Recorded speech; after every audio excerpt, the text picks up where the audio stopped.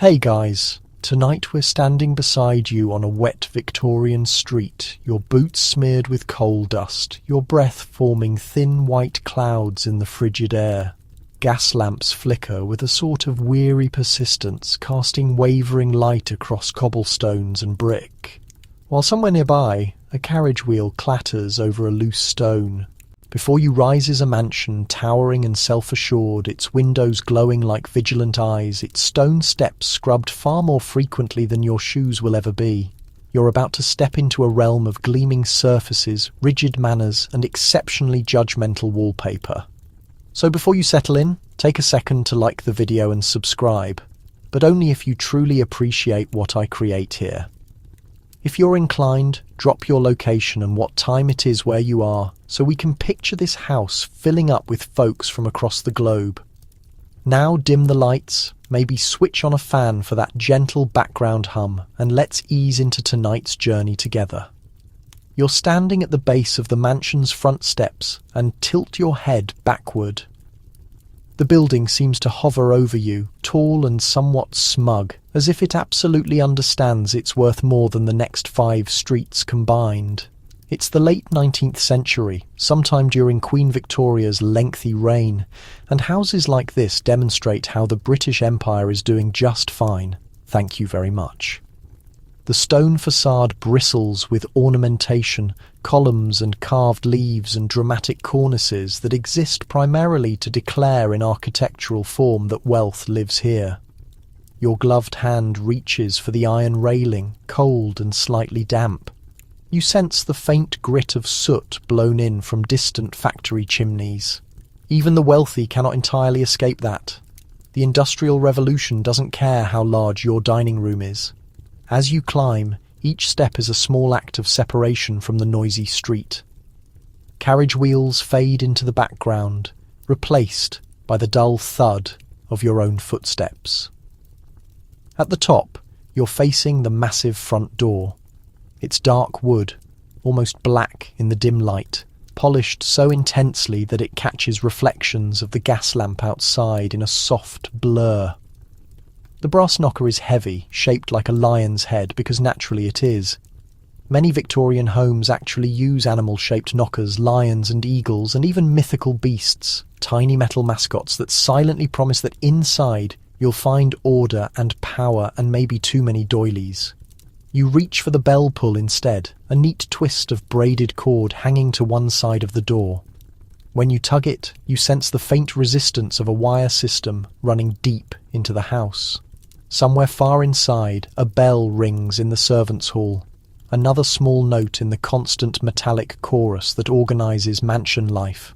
The sound is your first real indication that the house already expects you to know the rules, even if you don't know them yet. The door opens. It doesn't swing wide all at once like in a drama. Instead, it moves a careful, polite amount, just enough for a uniformed footman to appear in the gap. He's young, clean-shaven, wearing livery that matches the family colours. His job is, among other things, to be living proof that the household can afford a human being whose main function is to stand up very straight. He takes your hat, your coat, your whatever you wore here so seriously that you almost apologise for owning it. You step into the entrance hall and immediately sense the temperature shift. Outside is cold and damp, the air full of coal smoke and city smell. Inside, the air is warmer and scented with beeswax, polished coal fires, and the faint traces of perfume and pipe tobacco that cling to fabrics. Marble tiles stretch under your feet in neat patterns with a runner of thick carpet down the middle. The echo of your footsteps changes sharper now, bouncing off plaster walls and framed paintings. A large mirror faces you, its surface a little wavy because the glass isn't perfectly flat. For a moment, you see yourself slightly distorted, standing where very few people from the noisy streets outside ever get to stand. This is a threshold in more than one way. You're crossing from public to private, from outside to inside, from your own rules to the house's rules. Above you hangs a chandelier glittering with glass prisms that catch the light of gas jets. Gaslighting is one of the proud, modern features of many Victorian mansions. It makes everything bright and a little theatrical, but it also hisses softly and leaves a faint smell in the air. Historians still debate whether the typical Victorian home is actually as dark and gloomy as later novels and films suggest, or if the gloom is more mood than measurement. In this hall, though, light pools in golden circles, leaving corners in gentle shadow. You notice how the space is carefully organised to impress anybody who walks in, and a grand staircase curves upward, its banister polished to a shine by years of hands. The wall beside it is lined with portraits. You watch painted eyes follow you in that unsettling way old portraits have. Some of these are ancestors who actually lived through earlier decades in powdered wigs and embroidered coats. Others are recent people who had enough wealth to commission themselves into history. On a side table there's a calling card tray, a seemingly innocent little dish that controls an entire social system. Visitors who arrive during the proper hours leave their cards there, and the household sorts them like a deck of human invitations and obligations. One mainstream historical fact quietly sitting in the corner. Victorian middle and upper classes really rely on calling cards to manage who visits whom, who snubs whom, and who gets to pretend they forgot someone existed. Social life is like a complicated board game, and this tray is one of the main pieces. In another corner, a clock ticks with firm authority. Time in this house isn't just time. It's schedule, hierarchy, precision. Servants rise at dawn, sometimes earlier, to light fires and sweep corridors before anyone upstairs wakes up. Meals happen at fixed hours, and being late isn't quirky. It's a breach of etiquette. Even the visitors' comings and goings fit into expected patterns. The clock's sound is steady and unbothered, like it knows that no one will dare ignore it. You look down and notice something odd. Along the skirting board, a small, almost hidden panel holds a row of tiny brass indicators, some with words engraved beneath them. Drawing room, library, master bedroom, morning room. This is part of the servants' bell system. When someone upstairs pulls a cord, a bell rings and one of these indicators jumps, telling the servants where they're needed. It's like a low-tech notification system that never ever turns off quirky detail. In some houses, the indicators are shaped like little arrows that tremble when they move, so the servants call them dancing needles. Standing there, you realise that the entrance hall is more than just a pretty space. It's a filter. Everything about it is designed to sort and signal. If you belong to the family or their honoured guests, you move forward into drawing rooms and studies and all the places with comfortable chairs. If you're a tradesperson or a less important visitor, you might be politely redirected to a side entrance, or the servants will deal with you so the family doesn't have to. If you're staff, you almost never walk across this polished floor at all, except to open the door for someone like you are now. You feel how your posture changes without anyone telling you. Your shoulders square, your voice drops a little if you speak. Even your footsteps try to sound more confident. That's the quiet power of this space. It teaches you how to behave not with spoken rules, but with architecture, objects, and the steady gaze of painted ancestors. Some scholars point out that many Victorian entrance halls double as small museums. Exotic items from across the empire appear here. A carved elephant from India, a Chinese screen, a rug that someone insists is from Turkey, even if they've never been there. These objects are trophies of travel and trade, proof that the household is connected to the wide world.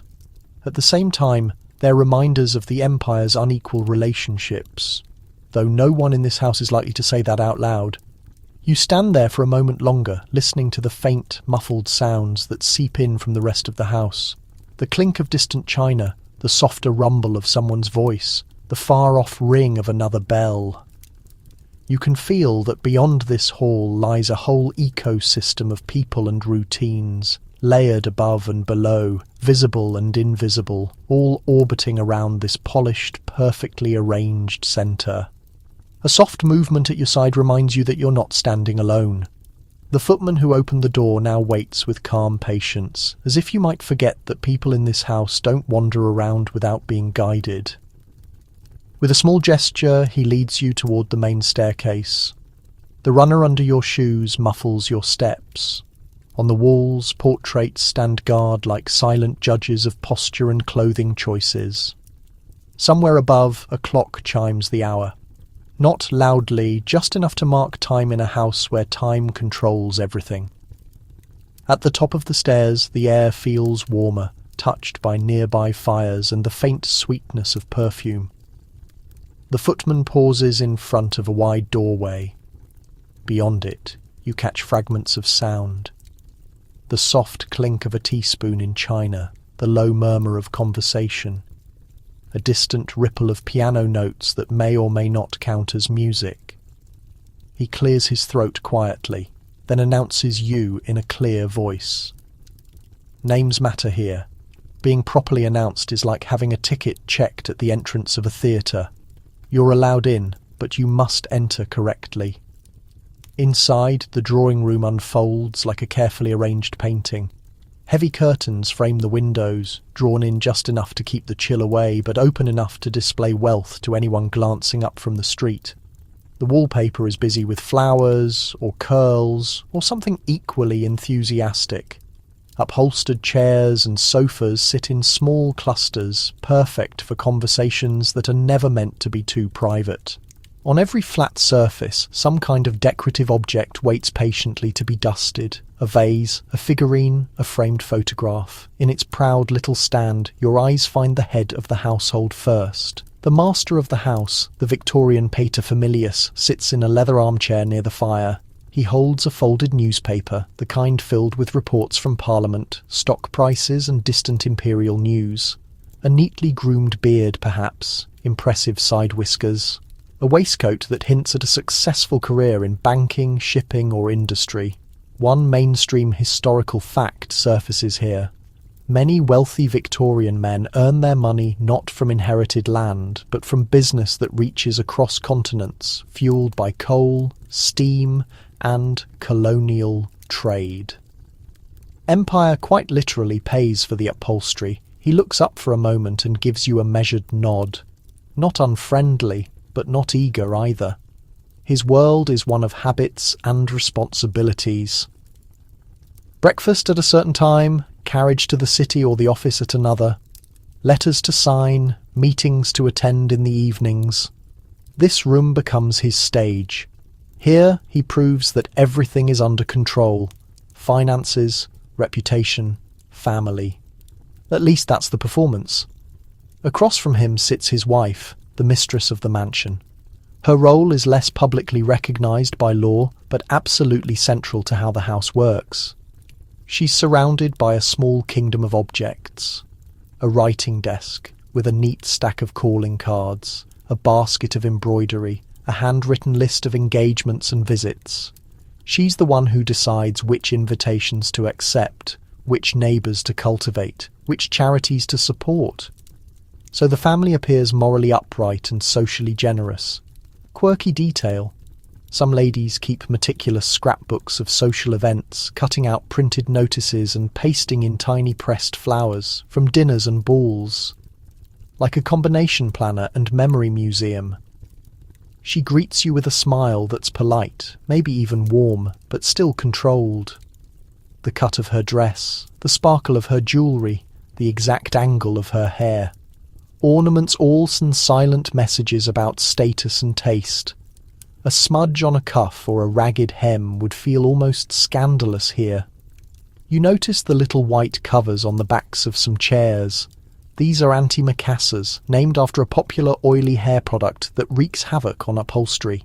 It turns out that Victorian elegance includes small protective cloths to defend furniture from the shiny enthusiasm of gentlemen's grooming. On a nearby chaise, a young woman adjusts the fall of her skirt. This is the eldest daughter, somewhere between girl and woman, in the most carefully watched phase of her life. She practices being interesting but not bold, intelligent but not threatening, graceful but not obviously exhausted. She plays piano, reads approved novels, speaks a little French or German, and pretends not to care that her future may be decided in this very room by conversation she doesn't control. Historians still debate whether young women in houses like this quietly accept their roles or secretly push against them in diaries and whispered alliances with sympathetic relatives. Close by, a son of the house stands with one elbow resting on the mantelpiece. He wears a well-cut suit that suggests school at Eton or Harrow, maybe university at Oxford or Cambridge. In his very near future he tries to look casual, but his posture is almost rehearsed. As the heir or one of the sons, he's expected to carry the family name forward. That may mean a career in law, politics, the army, or simply careful management of family business. Privately, he might dream of adventure somewhere far away, but publicly he must embody steadiness. His hair is perfectly parted. His main rebellion today might be an extra spoonful of sugar in his tea. Wild. Seated a little off to the side, an older relative observes everything with quiet intensity. This could be a widowed aunt, a grandmother, or a cousin who never married. Her presence contains a strange mix of invisibility and power. Officially, she no longer leads the house. Unofficially, she remembers everyone's scandals and childhood misbehaviours. She can guide a conversation with the smallest comment. One raised eyebrow from her can do more than a full lecture from anyone else. If someone forgets a rule, she corrects it with single pointed look. Children, if they're allowed into this room at all, appear only briefly and only at certain hours. They come in scrubbed and dressed and carefully trained. They say good evening, present their homework, maybe demonstrate a bit of piano or recite a poem, then vanish back upstairs with the nurse or governess. The saying that children should be seen and not heard fits comfortably into this world. The motto might be extended here to children should be seen at the right time, in the right clothes, with the right posture, and then kindly removed before the adults talk about anything important. Conversation flows in gentle currents. Politics, but only in acceptable tones. News from the city discussing a cousin's engagement with a level of interest usually reserved today for big movie releases. Sometimes the talk turns to empire, a new railway in India, a shipment from a plantation. These topics are handled very matter-of-factly, part of the normal rhythm of upper-class life. The chairs are soft, the tea is hot, and the world beyond the walls is treated like a stage set that will always stay upright.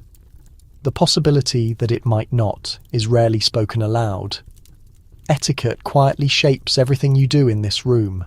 You don't sit until you're invited. You don't bring up unpleasant topics. You listen more than you speak, especially if you're younger or of lower status. You laugh at the right level, never too loud. You don't spill your tea, tear the fragile cake, or admit that your corset is one breath away from open rebellion. If you manage all of that, you're considered charming. If you fail, you become an anecdote later. In one corner of the room, a small dog curls up in a plush basket. Lapdogs are common in houses like this, adored and pampered. Some even have little coats and ribbons. It's deliciously ironic that the household pet may enjoy more physical affection than some of the human family members, at least during formal hours. Scratch the dog behind the ears and it loves you unconditionally. Try that with the master of the house and you'll be escorted out very quickly. You watch the family interact in this carefully staged space and see how each person has a role, like parts in a play. The scripts are centuries in the making, reinforced by law, custom, religion, and gossip. Yet behind the correct posture and the perfect tea service, people still experience boredom, frustration, affection, jealousy, and hope. That mix of rigid structure and very human emotion fills the room as clearly as the glow from the fire and the scent of smoke and sugar. You slip away from the polished quiet of the main rooms and follow a narrow corridor that seems to bend out of the public world. The carpet fades first, then disappears altogether, leaving bare boards under your feet. The wallpaper gives up its fancy patterns and becomes plain plaster, patched here and there. Even the temperature shifts. It's cooler in one stretch, then suddenly warmer as a wave of kitchen heat rolls up to meet you. Ahead, a staircase turns downward. It's steeper than the grand one at the front of the house, with shallow steps that ask for quick, practiced feet. You grip the rail, feeling the worn smoothness where countless hands have run before yours. These aren't the hands of guests or family. These are hands that carry coal buckets, trays, mops, and entire days of hard work. You descend, leaving behind the world of graceful pauses and careful small talk, and enter a place that moves at a very different speed. At the bottom, the servants' hall opens out like a low-ceilinged village square. Long wooden tables run down the centre, surrounded by benches that carry the memory of tired bodies. A large range of hooks on the wall waits for coats and aprons. The air smells of stew, scrubbed soap and damp wool. It's not unpleasant, just honest. If the drawing room feels like a stage, this room feels like backstage on a busy night. You quickly notice uniforms and half-uniforms everywhere. A maid passes you, skirts tucked up a little, a plain white apron tied firmly around her waist. Her cap shows a neat frill at the front, a small halo of starch that has seen better days. A footman moves past, his livery coat unbuttoned now that no one important is watching. Without the formal stiffness of the public rooms, his stride looks more like that of a normal young man and less like walking furniture. For a moment, everyone here seems more human, less decorative. On one wall, a huge board of bells and indicators dominates the space like a metallic spider web. Each bell has a little label underneath. Morning room, blue bedroom, library, master's dressing room. The tiny indicators tremble and jump whenever someone upstairs pulls a cord. Today, a thin layer of dust outlines their shapes. That doesn't mean they're ignored. In fact, servants sometimes know from the pattern of bell rings exactly who is being fussy and who is having a quiet day. One quirky tidbit that gets whispered in some houses is that maids secretly tie a bit of cotton to certain bells to muffle them. If a guest is especially demanding, it's a tiny act of rebellion that never appears in etiquette books. The housekeeper sits at a smaller table just near the door, a ledger open in front of her. She's middle-aged or older, with a dress of good dark material and a ring of keys at her waist that jingle softly when she moves. Those keys aren't decoration. They unlock storerooms, linen presses and cupboards that hold the most precious household supplies. Sugar, tea and wine are rationed with serious attention. If the mistress of the house manages social prestige, the housekeeper manages everything that makes prestige physically possible. Mainstream historical records show just how respected a good housekeeper can be, often earning a high wage and a status that hovers somewhere between servant and family. Nearby, the butler organises bottles with a similar intensity. He's responsible for the wine cellar and the silver, which means he holds more literal value in his hands than most people in the city will ever see. His black coat and steady manner are part of the mansion's brand, a living guarantee that the household runs smoothly. His voice carries authority among the male servants, especially the footmen, who follow his lead the way soldiers follow a captain. When he glances at you, it feels like he instantly weighs your usefulness, your reliability, and whether you're likely to drop a tray on a guest's lap. You hear laughter from a side doorway and lean toward the sound. A group of junior maids crowd around a scrubbed sink, washing mugs and gossiping in low, fast voices. Their hands keep moving even as their tongues race. News travels horizontally down here. Who visited? Who was in a good mood? Who slammed a door? One maid uses a bit of damp tea leaves to brush crumbs off the table, an old trick that helps pick up dust from the cloth. It looks strange if you've never seen it, but it works. Another maid tells a story about a guest who tried to flirt by comparing a lady's eyes to oysters. The group collapses into quiet giggles. You mentally note that as a line never to use. Historians still debate whether domestic service in this era offers more security than other jobs or simply traps people in a life of constant grinding work. On one hand, a live-in servant has food, a bed and a roof, when unemployment elsewhere can be brutal. On the other hand, the hours are long, privacy is rare, and you're subject to the moods of your employers. In this hall, you can feel both sides of that reality. There's camaraderie, shared jokes, and a sense of belonging. There's also exhaustion etched into the posture of anyone who has been here more than a year.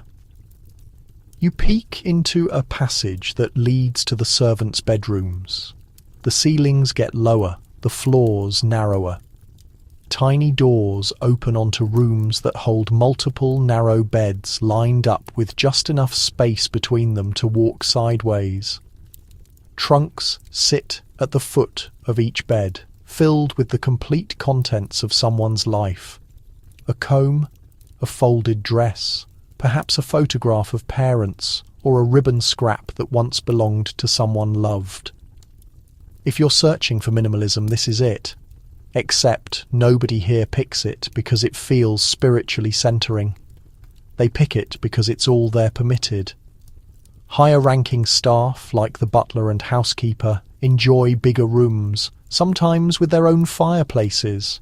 That comfort difference shows that hierarchy exists within the servant world just as solidly as in the family world. The scullery maid, who spends hours in steam and cold water, occupies the very lowest rung. The butler, who stands at the head of the dining room table, occupies the top. Between them stretches a ladder of cooks, ladies' maids, valets, footmen, and various specialists who keep every corner of the house alive. Back in the servants' hall, the long table fills with plates as mealtime approaches. Servants rarely eat the same food as the family, but they sometimes benefit from leftovers.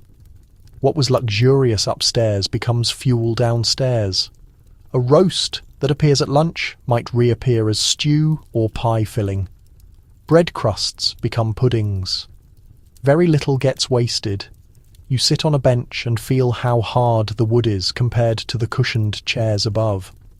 Despite that, there's a certain liveliness here. Someone offers a joke about calling the bellboard the orchestra, since it's always ringing. That earns a ripple of weary smiles. The rhythm of the day is marked not by polite conversation, but by tasks. Fires to light at dawn, floors to scrub until your hands wrinkle, silver to polish until you can see your own tired reflection. A surprising number of tasks revolve around light and heat. Coal goes up, ashes come down, candles are replaced, gas jets checked. The mansion looks effortless on the surface because effort is constantly poured into it from below. If you ever feel lazy in your own life, you might remember this and instantly feel better about your workload. In a small corner beside a grated window that shows only a strip of sky, a young boy in ill-fitting clothing peels potatoes with serious concentration. He's an errand runner, a page or a hall boy, hoping that if he works hard enough he might someday graduate to a higher position. For now he lives in a world of sharp smells and shouted instructions. His dreams of advancement are the quiet fuel that keeps him going. When the day stretches into the night, you sit for a moment longer, listening to the rise and fall of voices, the clink of cups, the occasional snap of a log in a nearby grate. This is the other half of mansion life. It's not on the tour, it's not in the formal portraits, but it's in every polished surface, every hot meal, every smoothly run gathering. The people here don't sign letters with curling signatures, and their names rarely appear in newspapers. Yet the house rests on their shoulders all the same. Morning begins. Before morning, you wake to darkness, not dawn, with the kind of cold that makes you consider never moving again.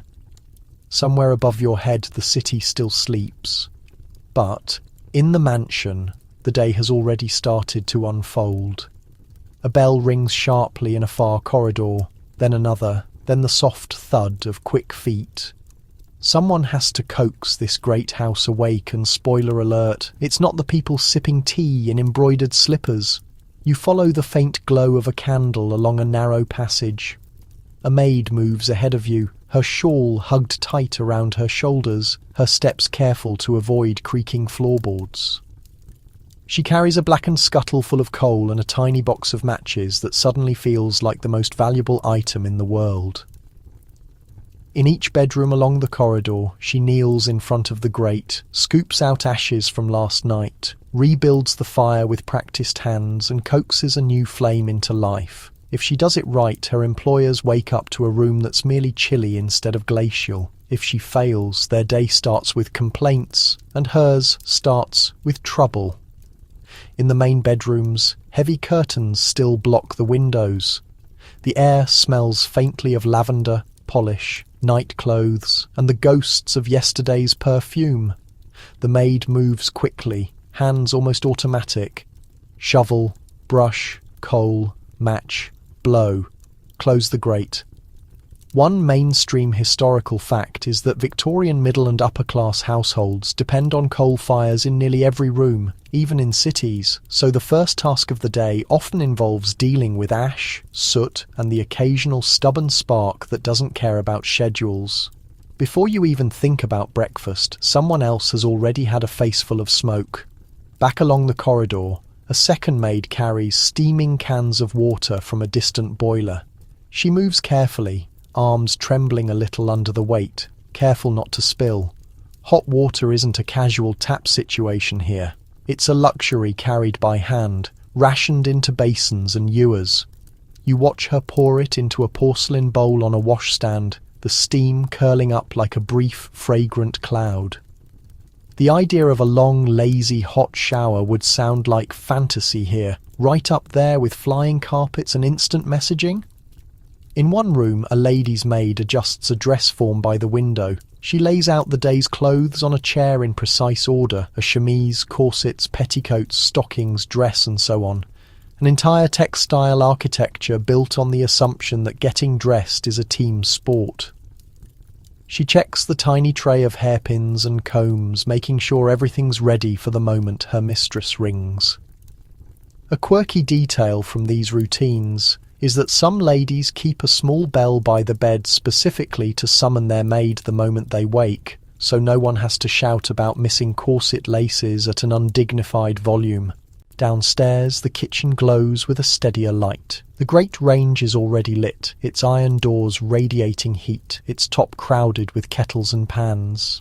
The cook, who probably rose even earlier than the maids, moves with blunt efficiency. Bacon sizzles, coffee percolates, and the smell of toasting bread finally convinces your stomach that it is in fact awake. A kitchen maid beats eggs in a bowl so energetically that it looks like she's trying to solve all her problems with a whisk. Another chops vegetables for the midday meal in advance because this day won't slow down. Later, the back door opens with a thump and a rush of cold air. A delivery boy appears, arms stacked with bread from the baker. His boots leave damp footprints on the flagstones as he waits for a signature. Milk arrives in heavy cans, sometimes watered down before it even reaches the house. Fresh newspapers come in a neat bundle destined for the breakfast table, where serious faces will frown at headlines about politics, crime, and the empire. This is one of the ways the outside world penetrates the careful bubble of the mansion. Folded into rustling sheets and accompanied by marmalade, you move closer to the breakfast room just as it's being prepared. A parlour-maid sweeps through, straightening chairs and laying out cutlery with almost military precision. The tablecloth is smooth enough to satisfy the sternest inspector. Plates line up in perfect order. Cups stand ready on saucers like tiny porcelain soldiers. The silver gleams in the early light, the result of hours of polishing that happened while everyone respectable was still asleep. As the hour approaches, a different kind of silence settles in. The servants step back, retreating to the edges of the room or out into the corridor. They remain close enough to hear any request, but far enough not to disturb the carefully arranged peace. You can sense the household inhaling before the family appears, like actors waiting for the curtain to rise. Historians still argue whether the strict timing and formal ritual around breakfast in these homes is truly universal, or whether it varies wildly depending on how old-fashioned or progressive a particular family feels. In this room, though, punctuality is clearly not optional. The master enters first, dressed for the day in crisp shirt and waistcoat. His hair is neatly brushed, his beard trimmed. He takes his place at the head of the table, which is one of those small details that shows how hierarchy is woven even into where people eat. His first action is to open the newspaper and scan the front page with a frown that might mean anything from global crisis to a disappointing cricket score. A servant pours his coffee and he barely glances up, as if cups fill themselves by magic. The mistress arrives next, composed and fully dressed despite the hour. Her morning gown is less elaborate than her evening wear, but still carefully chosen. She greets him politely, sometimes with a smile, sometimes with a more neutral expression. Depending on how the previous day went, she may have letters stacked neatly beside her plate, invitations or replies to manage while she eats. At her hand, the household becomes visible in ink. Who will visit, which charities to support, what events to host. Everything has to be slotted into days already crowded with expectation. Older children appear in a small procession, sons in tidy suits, daughters in crisp dresses, all trained to say good morning in tones that balance respect and familiarity. They sit where they've always sat, according to habit and status. There's conversation, but not the loud, overlapping chatter you might expect from a modern family. Topics are selected with care, lessons, news, maybe a mild joke that doesn't risk upsetting anyone's digestion. You listen to the way everyone adjusts their volume and vocabulary. In this room, the breakfast table doubles as a classroom. In manners, food arrives in steady waves. Porridge thick enough to stand a spoon in, eggs, bacon, kippers that smell as strong as they taste. Toast stacked in racks so it doesn't go soggy because apparently that's a crime.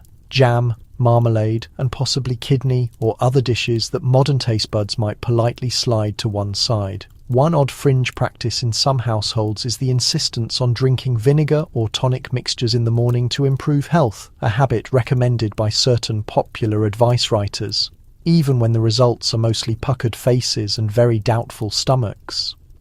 Servants weave in and out around the table, refilling cups, replacing dishes, and pretending to be invisible. They know who prefers extra sugar, who always leaves their crusts, who likes the newspaper first and who quietly resents that. They see the tiny gestures of irritation and affection that never make it into family portraits. A raised eyebrow about a friend's behaviour, a fond glance at a child who's remembered to sit up straight, a sharp word when someone knocks a teaspoon too loudly. After the main part of breakfast, there's often a softer phase. The master folds his newspaper and pushes back his chair, announcing plans for the day. He might mention a meeting at the bank, a visit to a club, or a trip to the city offices. The mistress might outline which shops she'll visit, which callers she expects, and who needs to write thank you notes. Children hear instructions about lessons, music practice, and riding or walking in the park. Everyone receives their schedule, like it or not, and the day's shape settles into place. When the family finally leaves the room, the quiet shatters. Servants step in again, clearing plates with quick hand movements, stacking cups, folding napkins. The kitchen receives a new rush of dishes, and the sound of clattering porcelain blends with the hiss of boiling water. The house has shifted fully from night to day, from potential to momentum. The morning feels less like a peaceful beginning and more like a starting pistol, sending everyone racing into their appointed tasks. Somewhere in the middle of it all, you realise that simply eating breakfast here isn't just about food. It's about roles, rules, and the steady machinery of a household that must restart without fail every single day. Once the last crumbs of toast disappear and chairs scrape softly away from the table, the next great project of the day begins, transforming everyone into their proper costume. You move along the corridor and feel the house shift from sleepy to sharply alert again. Doors open and close, voices call in low tones. It's dressing time, and that means complicated fabrics, many tiny buttons, and at least one person silently wishing fashion would calm down a little. In a lady's bedroom, morning light filters through lace curtains, turning floating dust motes into slow-moving stars. The bed is neatly made, the fire burns low but steady, and a chair near the window has become a small textile mountain. Layer upon layer of clothing lies arranged in the order it'll go on the body, from underwear at the bottom to the outer dress at the top. You don't just throw something on, you climb into an entire system. The lady stands in her shift or chemise, the thin linen layer that protects her from the rest of the outfit, and the outfit from her. Her lady's maid moves briskly, eyes flicking from garment to garment, checking for a loose hook or a missing ribbon. The maid lifts the corset and holds it open like an embrace that you definitely can't escape. Once it closes, the lady steps back into it, grips the bedpost and exhales. You hear the whisper of laces sliding through eyelets as the maid pulls. The corset tightens around her ribs and waist, coaxing her body into the fashionable shape of the decade. Contrary to dramatic stories, not every woman squeezes herself into an impossibly tiny waist, but plenty pull the laces firm enough that slouching becomes more fantasy than option. A mainstream historical fact is that corsets are worn by vast numbers of women in the 19th century across middle and upper classes, and even some working women choose them for support as much as style. That doesn't mean they're comfortable. You watch tiny lines deepen at the corners of the lady's mouth as she smiles and says, "It's quite all right." Historians still argue whether the much-repeated tales of women fainting constantly from tight lacing reflect everyday reality, or if they're exaggerated moral warnings and satirical jabs at vanity. Either way, the furniture in this room includes a fainting couch, a low chaise that exists just in case someone stays and someone's nerves decide to stop cooperating. At the same time, the fact that this piece of furniture exists at all tells you something about the daily tension between fashion and breathing. Once the corset is secured, more layers follow. Petticoats, maybe with extra flounces to give the skirt volume, stockings held up by garters, a bustle or pad if the current style demands an impressive rear silhouette. Finally, the gown itself, which buttons down the back in a long procession of tiny, infuriating buttons that no one can fasten alone. The maid works calmly down the row, fingers moving so quickly you'd swear she was born doing this. You can't help thinking that if modern keyboards had existed, she'd type at a terrifying speed. Hair comes next. The lady settles on a chair near the window, while her maid unpins, brushes, twists and coils. A proper Victorian hairstyle isn't just hair, it's engineering. Braids become loops, curls are coaxed with heated irons that smell faintly metallic. Hair is pinned up to show the neck, considered an elegant feature, but kept secure enough that nothing collapses during a carriage ride. Quirky detail.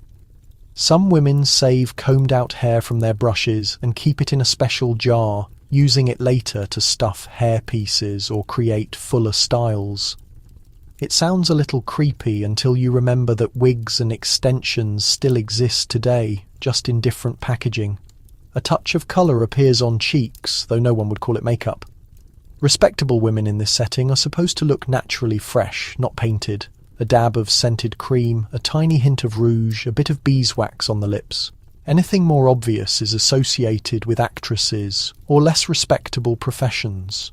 The result is a very calculated version of "I woke up like this," many hours after actually waking up. Across the hall, a gentleman prepares for the day in his dressing room. His valet lays out garments with military neatness. Shirt, cuffs, detachable collar, waistcoat, trousers, coat. The detachable collar is a particularly practical invention. It allows the visible part of the shirt to look crisp, even if the rest of the garment is less than pristine. You watch as the stiff white band is fastened around his neck, turning his head movements into slightly formal nods. If he tries to look too far over his shoulder, the collar reminds him that spontaneity isn't really on the menu. Shaving tools gleam on the washstand. A razor, a brush, a pot of soap. The valet whisks up lather in a bowl and applies it with quick, practiced strokes. The scrape of the blade against the skin is steady. No hesitation. Any slip could be embarrassing, especially if you appear at breakfast with a mysterious cut that looks less dashing and more careless. Some men cultivate beards or impressive moustaches, sculpted with pomade or wax into shapes that could probably survive a minor storm. Clothing for men looks simpler at first glance, but has its own strict code. Dark suits, sober colours, clean lines. During the Victorian period, male fashion shifts away from bright, elaborate fabrics toward the black-coated, respectable look associated with professionalism and moral seriousness. Historians still argue whether this change reflects a deeper cultural move toward restraint and discipline, or if it simply follows shifting taste and the rise of mass-produced cloth. Either way, the result is a room full of men who look ready to either manage a bank or attend a funeral at any moment.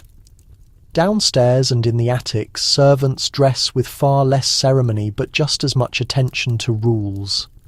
Maids wear simple dark dresses and white aprons, easy to wash, easy to replace. Aprons are tied tight, ready to take the brunt of soot, soap and spilled gravy. Caps vary depending on role and household, but the idea is the same: hair neatly covered, no stray curls wandering into the soup or the master's field of vision. Some maids prefer to tuck small bits of personality into their plain outfits, like a slightly prettier ribbon or a tiny brooch, as long as it doesn't break regulations. Footmen wear livery, the household's colours translated into clothing. Breeches or trousers with stripes, waistcoats with braid, buttons that catch the light.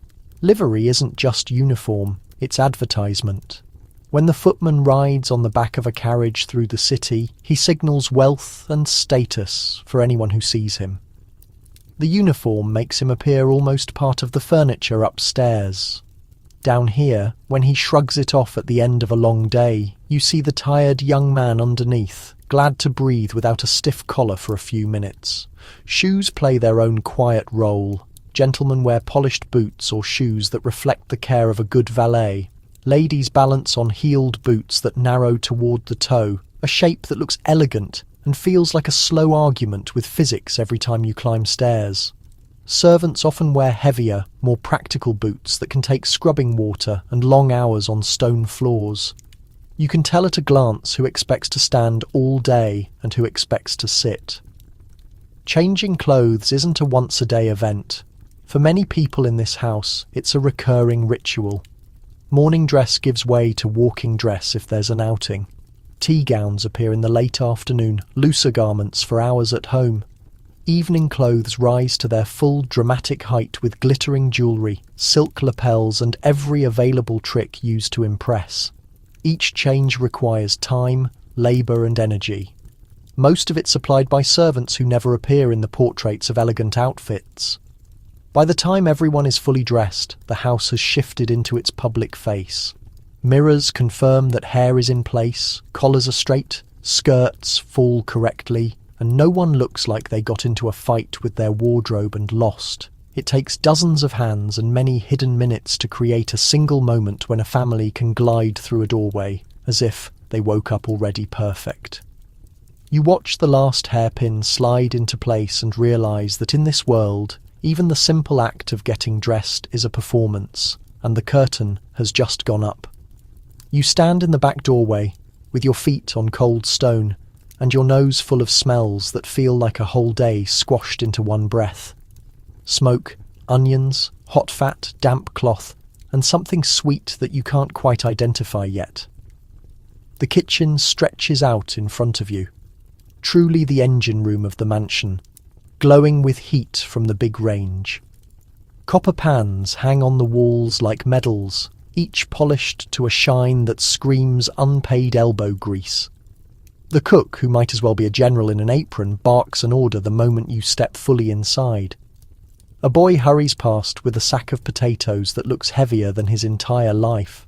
A scullery maid stands up to her wrists in greasy water, scrubbing pans that probably weigh more than you do. On a nearby table, a mountain of vegetables waits to be peeled, chopped, and turned into something elegant enough that the diners will never imagine the chaos it started from.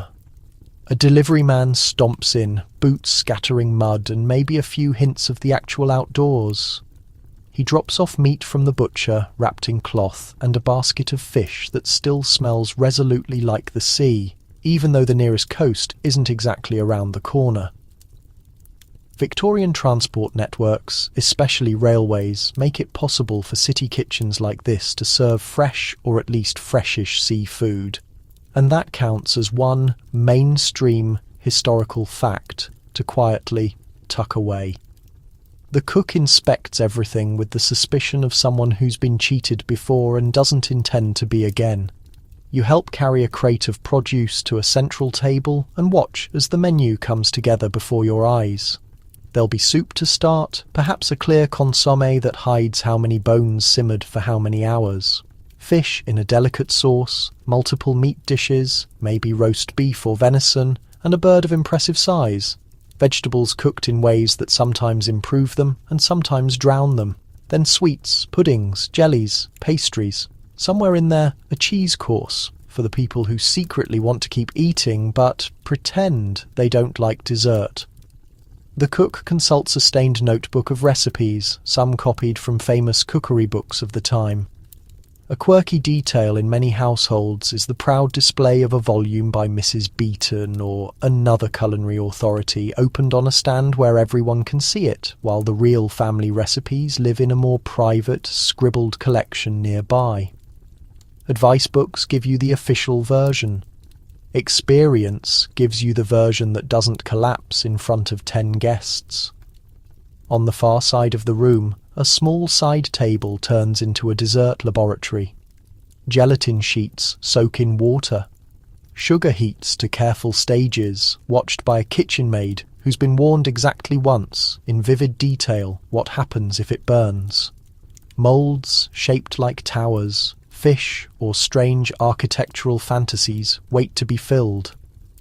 When the jelly sets, it'll wobble dramatically under the chandelier light, and at least one person at the table will be deeply tempted to poke it.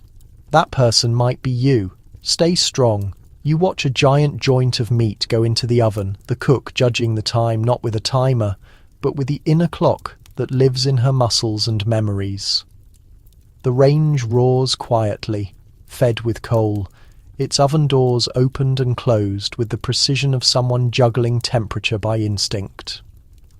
Heat isn't a simple dial in this world. It's a living thing that must be courted, tamed, and occasionally shouted at. Historians still argue whether these big coal ranges truly revolutionize home cooking or simply intensify the existing workload by demanding constant feeding and cleaning. The hours before dinner turn into a tightly choreographed dance. Bread is sliced in perfect, even pieces that suggest no one here has ever encountered a crumb. Salads are tossed with oil and vinegar, a surprisingly simple note among the rich dishes. Bottles of wine and decanters of spirits are brought up from the cellar. The butler and footman handle them as if they're cradling fragile treasure, which, in a way, they are. Imported wines and rare spirits are expensive, and the family's reputation for good hospitality partly rests in those glass bottles. Plates and dishes march out of the kitchen in organised waves. Soup tureens steam like small cauldrons. Warm plates are stacked and passed from hand to hand, heading toward the dining room.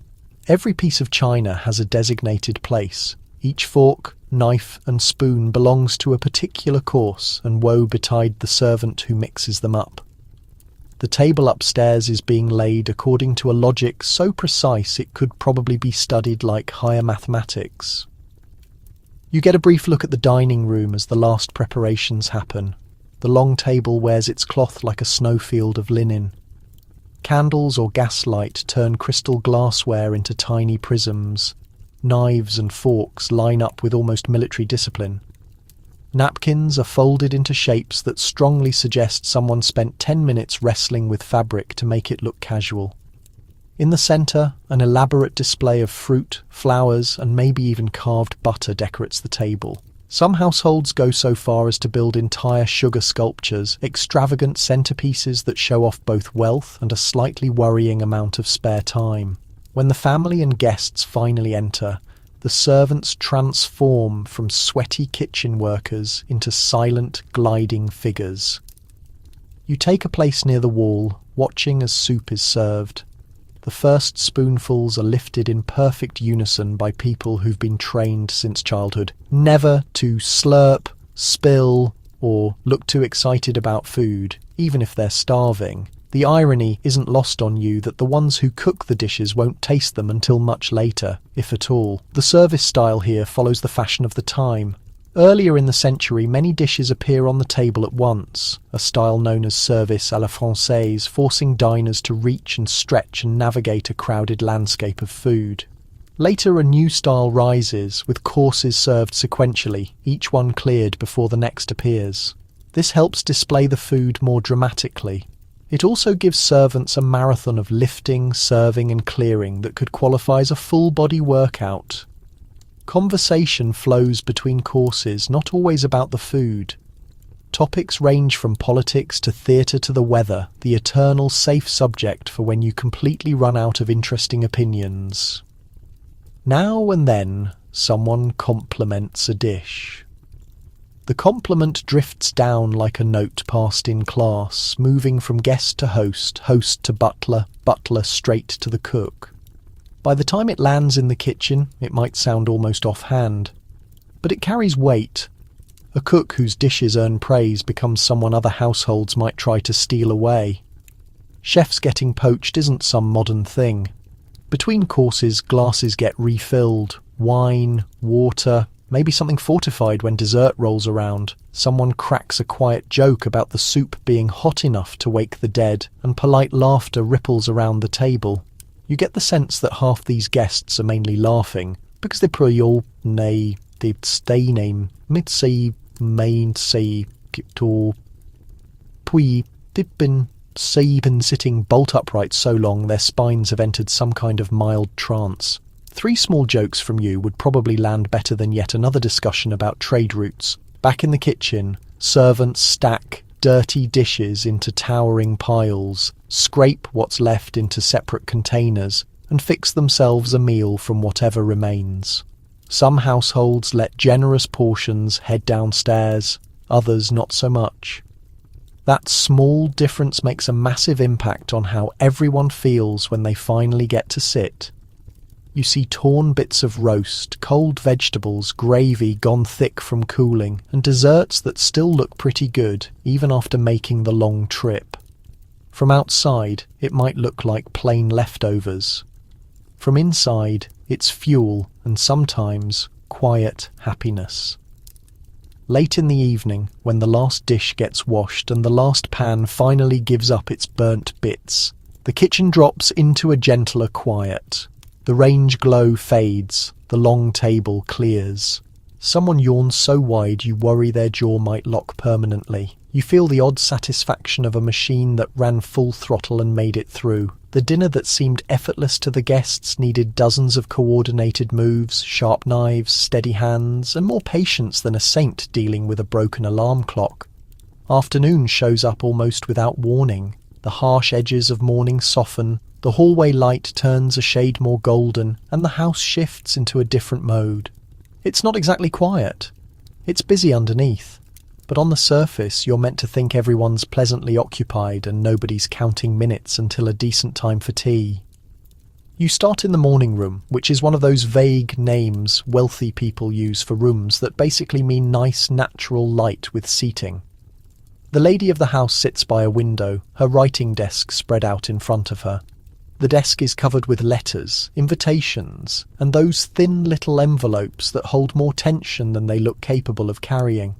An inkpot, a sharp pen, and a tray of calling cards turn this corner into mission control disguised as a hobby space. You watch her pick up a card, read the name, and pause. A pencil mark in the corner tells her when that person last stopped by. The delicate social code followed in plenty of Victorian circles says you should return visits within a certain window if you want to keep good standing. One solid historical fact is that respectable women in the middle and upper classes spend a big chunk of their afternoons visiting or receiving guests, using calling hours as structured, almost ceremonial time to keep networks alive. It's like social media, except with horsehair cushions and way fewer cat photos. She picks a few cards and sets them off to one side for later. Then she starts writing thank you notes for last night's dinner, responses to invitations, sympathy to a cousin.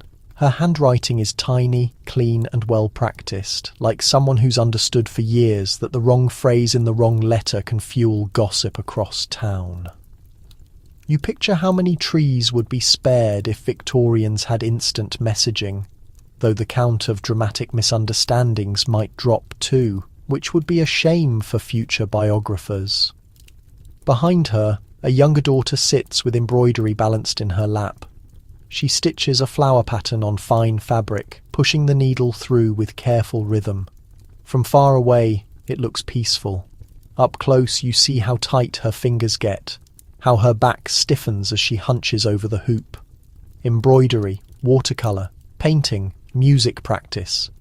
These are officially accomplishments, the elegant activities that display refinement. They're also quietly ways to fill the long gap between meals without openly admitting you're bored senseless. In the corner, a little table holds a vase of flowers, some arranged following the so-called language of flowers. Quirky detail. Victorians love giving secret meanings to blooms. A red rose might mean romantic love. Ivy, loyalty, yellow carnations, rejection. In theory, you could send an entire emotional essay in one arrangement. In practice, you figure half the people getting them have to look it up anyway and act like they knew all along. You step into the hallway and feel the house stir once more. A maid moves quickly with cloth and duster, handling surfaces that must never look dusty enough to hint that actual life happens here. The footman manages the carriage preparation. Outside, the horse blows steam clouds into the air while the coachman tweaks the harness. Afternoons are perfect for drives through the park or visits to stylish shops. And the family wants to be spotted not just enjoying the day, but showing up in the right spots at the right moments. A walking billboard for their social rank. You ride along mentally as the carriage joins others, rolling in slow, graceful lines. Ladies acknowledge each other from behind veils and hats. Gentlemen tip hats in greeting. It's weirdly similar to scrolling through a feed. You keep polite contact, show off new clothes, track who's talking to whom, and quietly assess anyone whose horse looks worn out or whose hat looks last year. Historians still debate whether these public displays of leisure really give women freedom of movement or just shift their restrictions into prettier settings. Back at the mansion upstairs, rooms stay filled with quieter responsibilities. The master, if he's not at his business or club, might sit in a study that smells of leather books and pipe smoke. Papers blanket the desk in layered piles. Some are financial records, others letters about political issues or estate matters. You picture him drafting firm sentences about investments or railway stocks, each line a small nudge toward profit. The goal is to look completely calm while thinking non-stop about money. That aspect hasn't shifted much over time. In another room, a piano takes centre stage. The oldest daughter, that rehearsed piece of domestic perfection, runs through scales and pieces picked to impress without shocking. Chopin, maybe, or lighter opera arrangements. She knows how to play loud enough to prove she practices, and soft enough that nobody downstairs curses the moment the lid opens. Sometimes music relaxes her, sometimes it feels like a test with no finish line. If she messes up, someone will likely mention kindly that she must be tired. Just remember that flawless performance is your main currency. Afternoon also brings charity work, which holds a powerful spot in the moral landscape. The mistress might visit a nearby school, hospital, or struggling family, bringing blankets, food, or cash. Officially, this expresses Christian duty and kindness. Unofficially, it also confirms her status as someone who can give rather than get. These visits can be truly compassionate, but they're also very much observed. Neighbours discuss who supports which cause. Newspapers sometimes note generous gifts. Doing good and looking good sit next to each other on the list. Meanwhile, downstairs, the servants live a completely different version of the afternoon. The kitchen hums with quieter tasks that still never actually stop. Bread gets baked for tea and supper. Cold meats get sliced. Puddings get stirred. The scullery maid tackles an endless mountain of plates and pans from earlier meals, while also getting ready for the next wave you can already see building.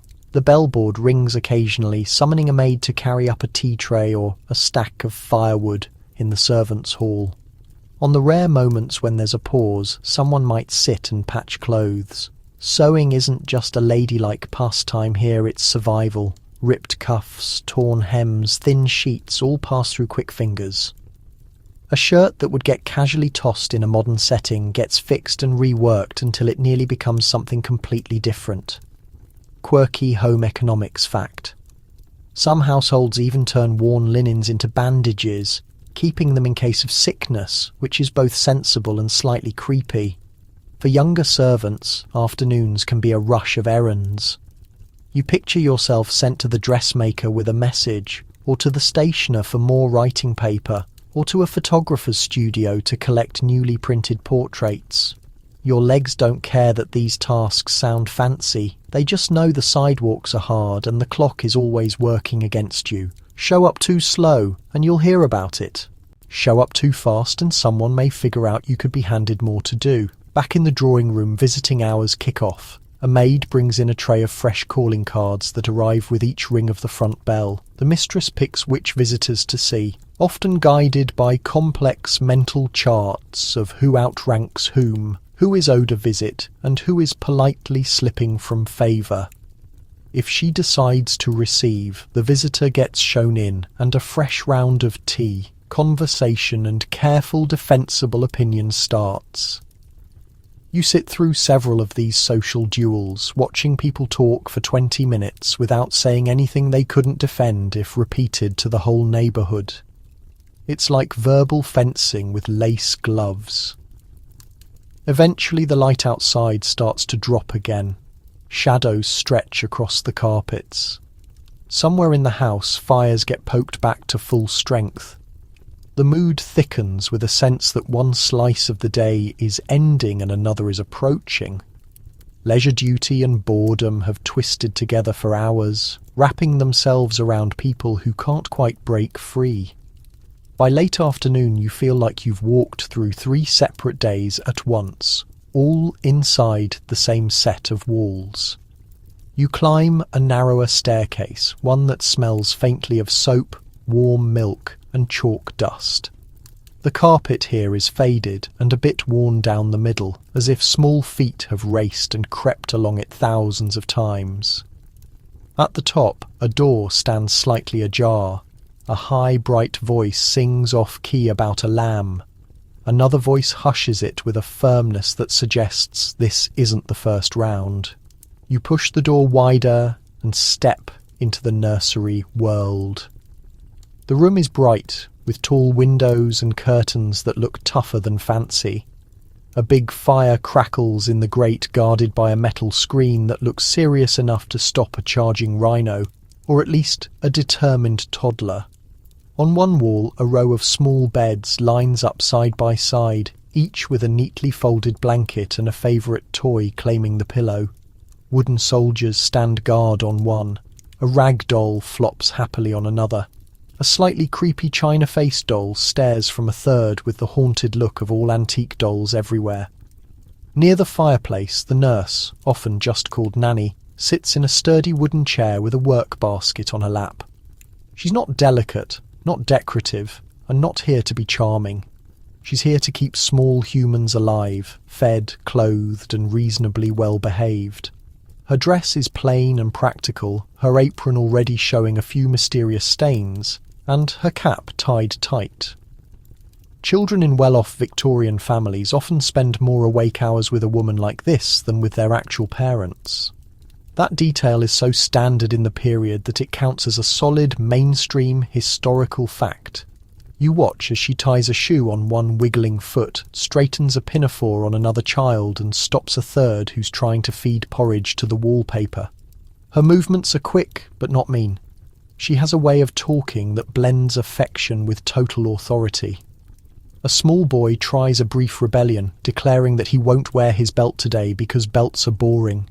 She turns, lifts a single eyebrow, and suddenly the belt is the greatest fashion item he's ever laid eyes on. At a table near the window, a governess supervises two older children over their books. She's different from the nurse. Her dress is dark, her posture straight, her accent precise. She belongs awkwardly in the space between servant and family, not invited to eat with the adults, too educated to blend easily in the servants' hall. Her life is paid to revolve around spelling lists, French verbs, and the endless struggle of getting a child to sit still for handwriting practice. Historians still debate whether governesses in these households are generally respected professionals or lonely outsiders, tolerated only because education is fashionable. The truth likely depends on the family, the woman, and the day. You glance at the children's schedules pinned to the wall like battle plans. Mornings for lessons in reading, writing, arithmetic, maybe a modern language and basic geography. Afternoons for walks, music, sewing or drawing, depending on gender and age. There's a slot for play, but it's as organised as everything else. Free time here still involves correct posture. If anyone invented the idea of the overscheduled child, they'd find a very welcoming audience in this room. Toys cluster in a corner that looks like the Victorian version of a playroom. There's a rocking horse with a chipped painted mane, its wooden eyes forever wide at the thought of how many children have galloped nowhere on its back. A dollhouse stands open like a cross-section of the mansion itself, complete with miniature servants and tiny dinner tables. You notice that in some sets the miniature servants are noticeably smaller than the miniature family, as if hierarchy must be maintained even in pretend. On a shelf, a stack of picture books leans against a row of more serious volumes. Stories of moral improvement crowd against fairy tales. A quirky tidbit from this world is the popularity of cautionary tales where children who misbehave meet ridiculous ends. Boys who play with matches get dramatically punished. Girls who refuse to eat their soup vanish. Poor manners lead to instant disaster. The message is, obey, be neat, and for heaven's sake, sit up straight at the table. It's like an entire genre of extremely judgmental bedtime stories. You sit cross-legged on the rug as the governess leads a reading lesson. One child sounds out words in a painfully slow march, pausing triumphantly at the end of each line. Another leans heavily on their hand, clearly wishing to be anywhere else, possibly even in a coal mine, if it meant no more Latin verbs. Learning to read is considered essential for these children, especially boys headed for school and careers. Girls also get serious instruction, though their studies often carry the quiet message that education is decoration, not the main event. The nurse breaks in for a moment to hand out mugs of milk and slices of bread with jam. Crumbs drop instantly, as if obeying their own gravity rules. Wiping of hands and faces starts. You watch an entire ritual of food handling unfold napkins on laps. No talking with full mouths, thank yous recited almost like lines from a script. Snack time in this room doubles as practice for future dinner parties, minus the crystal glassware and plus a lot more sticky fingers. Later, the children get bundled into coats for a walk. The air outside carries a chill that pinches cheeks pink. They march in a small parade, governess and nurse herding them like a slightly chaotic flock. Parks and public gardens offer approved spaces to burn off energy without mixing too much with the wrong sort of company. You notice that everyone sticks to their own zones. Well-dressed families glide along one path, working people use another, and children used to dirt and labour stare at those in clean coats with a mix of curiosity and envy. Play looks different depending on who's watching. When adults stand nearby, games focus on skipping ropes, hoops, and quiet ball games. As soon as adult attention drifts, things get livelier. A girl climbs higher into a tree than her governess would approve. A boy pokes at a puddle with a stick, looking thrilled at the amount of mud he can create. You feel a strong hunch that if the concept of rolling down hills had been socially allowed, half the children here would be grass-stained within minutes. Back in the nursery, as afternoon fades, lessons end and freer play starts. Blocks turn into towers, towers turn into ruins. Arguments break out over who caused the collapse. The nurse steps in with practiced fairness, assigning blame with the accuracy of a seasoned judge. A child sulks in the corner, thinking about the injustice of the world, and probably composing in their head the Victorian equivalent of an angry online comment. As the sky outside darkens, routine takes over again. Small bodies get bathed in tin tubs, dragged near the fire. The water is warm, but not exactly luxurious. Soap stings eyes. Hair fights rinsing. Someone splashes more than strictly necessary. Nightgowns and long shirts appear, tied or buttoned with many small movements. Beds get turned back, blankets shaken out, and hot bricks wrapped in cloth slide in at the foot to take the edge off the chill. The nurse tells a story as she moves from bed to bed, tucking in children with a mix of firm hands and softer gestures. The tale might be a Bible story, a folk tale, or an episode from her own life, polished into something halfway between truth and entertainment. Her voice drops, smoothing out the day, giving it a shape that fits into a child's mind. The governess withdraws her day done, leaving behind the strange half-life of someone who works among children of privilege without truly sharing their world. Candles get snuffed one by one, and the room falls into a softer darkness. Street sounds drift faintly through the windows, muffled by curtains. A small sigh comes from the bed nearest you. Someone whispers, "A good night they're not sure anyone hears." For many children here, affection from nanny and respect from governess form the main texture of daily love and guidance. Parental visits to the nursery happen, but often at set times, more like official audiences than spontaneous cuddles. You lie very still for a moment in the hush that follows. The nursery is its own small kingdom, suspended between expectations and imagination. Rules hang in the air with the same persistence as the smell of soap and warm blankets. At the same time, this room protects the wild, unsteady energy of childhood. It holds scraped knees, secret treasures hidden under pillows, whispered dreams about ponies or adventures, and the hope that tomorrow might include fewer sums and more games. You find yourself in a smaller sitting room, quieter than the grand drawing room, with 2 chairs placed just a little too far apart in front of the fire. The arrangement looks innocent, but it's completely deliberate. This is prime territory for supervised conversation, where the words are gentle and the silences get inspected. You're about to watch the Victorian version of dating, which has way more chaperones and way fewer text messages, but just as much nervous energy. A young woman sits on one of the chairs, gloved hands folded in her lap. She wears a gown selected not only for style, but for what it suggests about her standing. Not too flashy, which might look desperate, not too plain, which might look like nobody invested in her future. Her hair is perfect, her posture flawless, and her stomach is quietly doing flips. She knows that much of her life may get shaped by conversations like the one about to start. You can almost hear her inner voice asking if it's too late to leave and join the circus.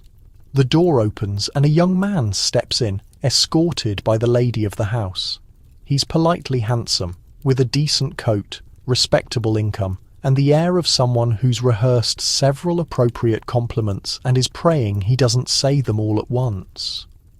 They exchange greetings, accompanied by a light comment about the weather, the hardest working subject in the history of small talk. Then the older chaperone settles with her needlework only a few feet away, close enough to hear any real scandal, far enough to pretend she doesn't. The conversation starts carefully. Music, recent books, maybe last season's social events. Opinions must get expressed, but not too strongly.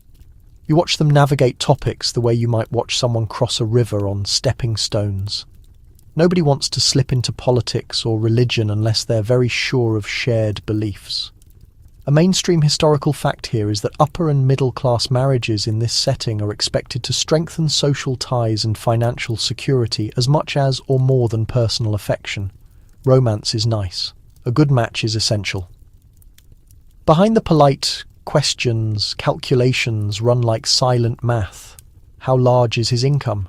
How steady is his character? What's her dowry? How respectable are her relatives?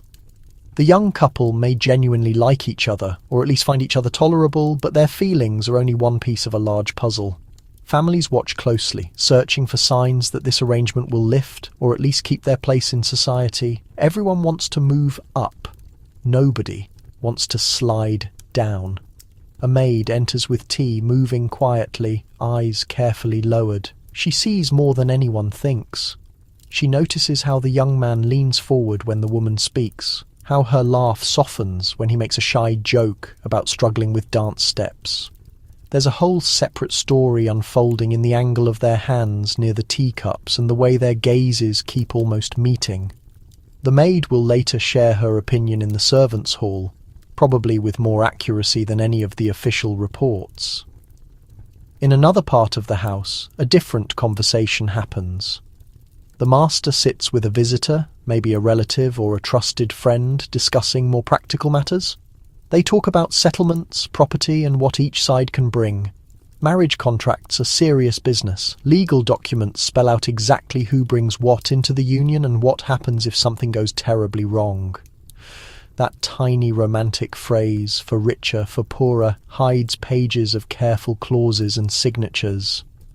Historians still debate whether most Victorian couples in this world walk into their marriages with realistic expectations or hold secret dreams of passionate transformation.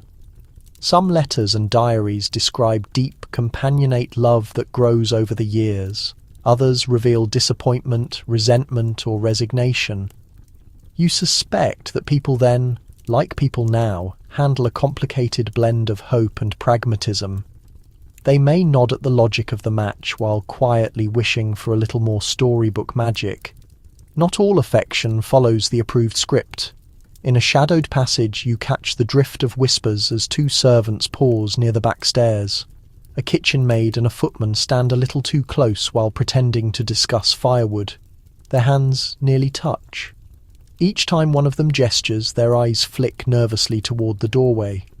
Relationships between servants are common, sometimes tolerated, sometimes strongly discouraged, depending on who runs the house. Quirky detail. In some households, engaged servants are allowed to share small tokens or keep tiny keepsakes in each other's trunks, while in others, even talking too long in a corner can earn a stern lecture. For the maid, marriage might offer a chance to leave service, start a small shop, or run a household of her own. For the footman, it might mean steady work in another position or a job in a different town. Both know that if their relationship leads to pregnancy outside wedlock, their options shrink suddenly and sharply. You feel the weight of risk pressing on every hushed word and quick smile. It's enough to make the strict, supervised courtship upstairs look almost luxurious. In a guest bedroom, a different tension lingers in the air. A young widow stays with the family for the season. She moves through the house with a self-possession that unsettles some of the older relatives. She's already done the marriage thing. She's navigated illness, death, and the paperwork that comes when a husband's name drops from the list of living people. Now she has money of her own, or at least some control over it. Suitors circle politely, but she answers their compliments with a kind of quiet amusement that suggests she sees through their strategies. The idea of a woman who chooses not to rush into a second marriage, or maybe not to marry again at all, feels subtly disruptive in this environment. Romantic imagination bubbles up in letters and novels that circulate through the house. The eldest daughter tucks a book by a popular writer behind a more respectable volume on her shelf. The story inside shows heroines running away, disguising themselves, saying things out loud that real women must only think privately. Fiction offers a safety valve for emotions that have nowhere else proper to go. It also gently adjusts expectations, feeding the idea that marriage should involve mutual feeling, not just a signed agreement and a nice breakfast service. Not everyone finds the courage to rebel. A young man who prefers art to business, or a woman who feels more drawn to books than ballrooms, may still nod and submit to the marriage arranged or encouraged for them. They'll smile in wedding portraits, stand beside their new partner and shake hands with guests while quietly shelving their private dreams. At the same time, some people push back in smaller ways. A refusal to accept one particular suitor, a choice to delay engagement, an insistence on including certain terms in a settlement. Wedding days in this world are full of ritual. You picture the church filled with flowers, the bride in white, a fashion that becomes more standard in this period, especially after a certain royal bride sets the trend. The groom waits at the altar, gloves in one hand. The congregation rustles with whispers and the soft squeak of polished shoes. After the vows get said and the register signed, everyone returns to the mansion for a wedding breakfast, actually a large midday meal with toasts and clinking glasses. You watch the couple share their first slices of cake, their first public smiles as spouses, and you wonder which part of this day feels most real to them. Later, when the guests leave and the confetti turns soggy on the ground outside, the marriage begins for real. Two people raised in an atmosphere of strict manners and careful reputation management now share a household. If they're lucky, they discover genuine affection and partnership. If they're less lucky, they develop a polished routine of politeness and separate interests. The servants observe the truth before anyone else, noticing who dines together, who sits apart, who lingers too long in the study or the garden. Love in this house wears many disguises. It appears in arranged matches that unexpectedly deepen into warmth, in secret glances between staff that must never be witnessed by the wrong eyes, in quiet support between siblings who understand each other better than anyone else. Nested among those is rebellion, sometimes loud, sometimes whisper small. A letter burned in the grate instead of being sent, a suitor refused with a firm shake of the head, a couple who chooses companionship over constant social display. All of it unfolds under the steady tick of clocks and the watching gaze of portraits, as if the walls themselves are curious to see who will follow the rules and who will gently, cautiously bend them. The first thing you notice is the smell. It hits you in a quiet upstairs corridor where the air seems heavier than in the rest of the house. Coal smoke, stale perfume, damp wool, chamber pots that didn't get emptied quite fast enough all blend into a thick atmosphere that never fully clears. A house like this looks elegant in pictures, but your nose knows better. The 19th century doesn't come with air freshener. You get summoned toward a bedroom by the soft, urgent footsteps of a maid. Inside, shutters stand half-closed, dulling the daylight. The fire burns lower than usual, and the bed, piled high with blankets, holds the hunched shape of its most important current occupant. The master of the house lies propped against pillows, his face flushed, hair flattened, an expression caught between irritation and discomfort. A glass of water sits untouched on the bedside table beside a cluttered army of bottles. Labels promise relief from coughs, fevers, nervous complaints, and things nobody likes to mention in public. A doctor stands at the bedside, waistcoat slightly strained from too many dinners that weren't followed by enough exercise. His bag is open on a chair, revealing instruments that shine ominously in the low light. He presses a stethoscope made of wood or metal against the patient's chest and listens. Then he takes a pulse, peers at the tongue, asks questions about sleep, appetite, and the nature of the cough. One mainstream historical fact is that Victorian doctors, while slowly embracing new scientific ideas like germ theory toward the end of the century, still rely heavily on older methods of diagnosis based on observation, touch, and sometimes sheer, stubborn experience. On a nearby tray, little glasses hold thick, dark liquids. Patent medicines and tonics fill Victorian advertisements promising miraculous cures. Many contain mysterious mixtures of herbs, sugar, alcohol, and often opium in some form, like laudanum.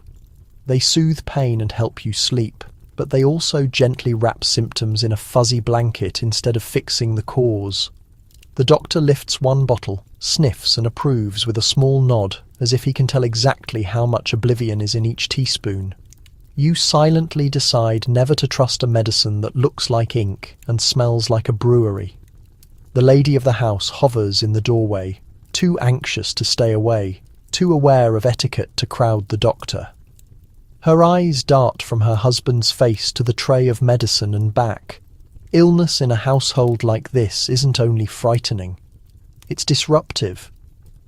Plans must get changed, visitors postponed, letters written to explain why the master of the house won't be at the office or club.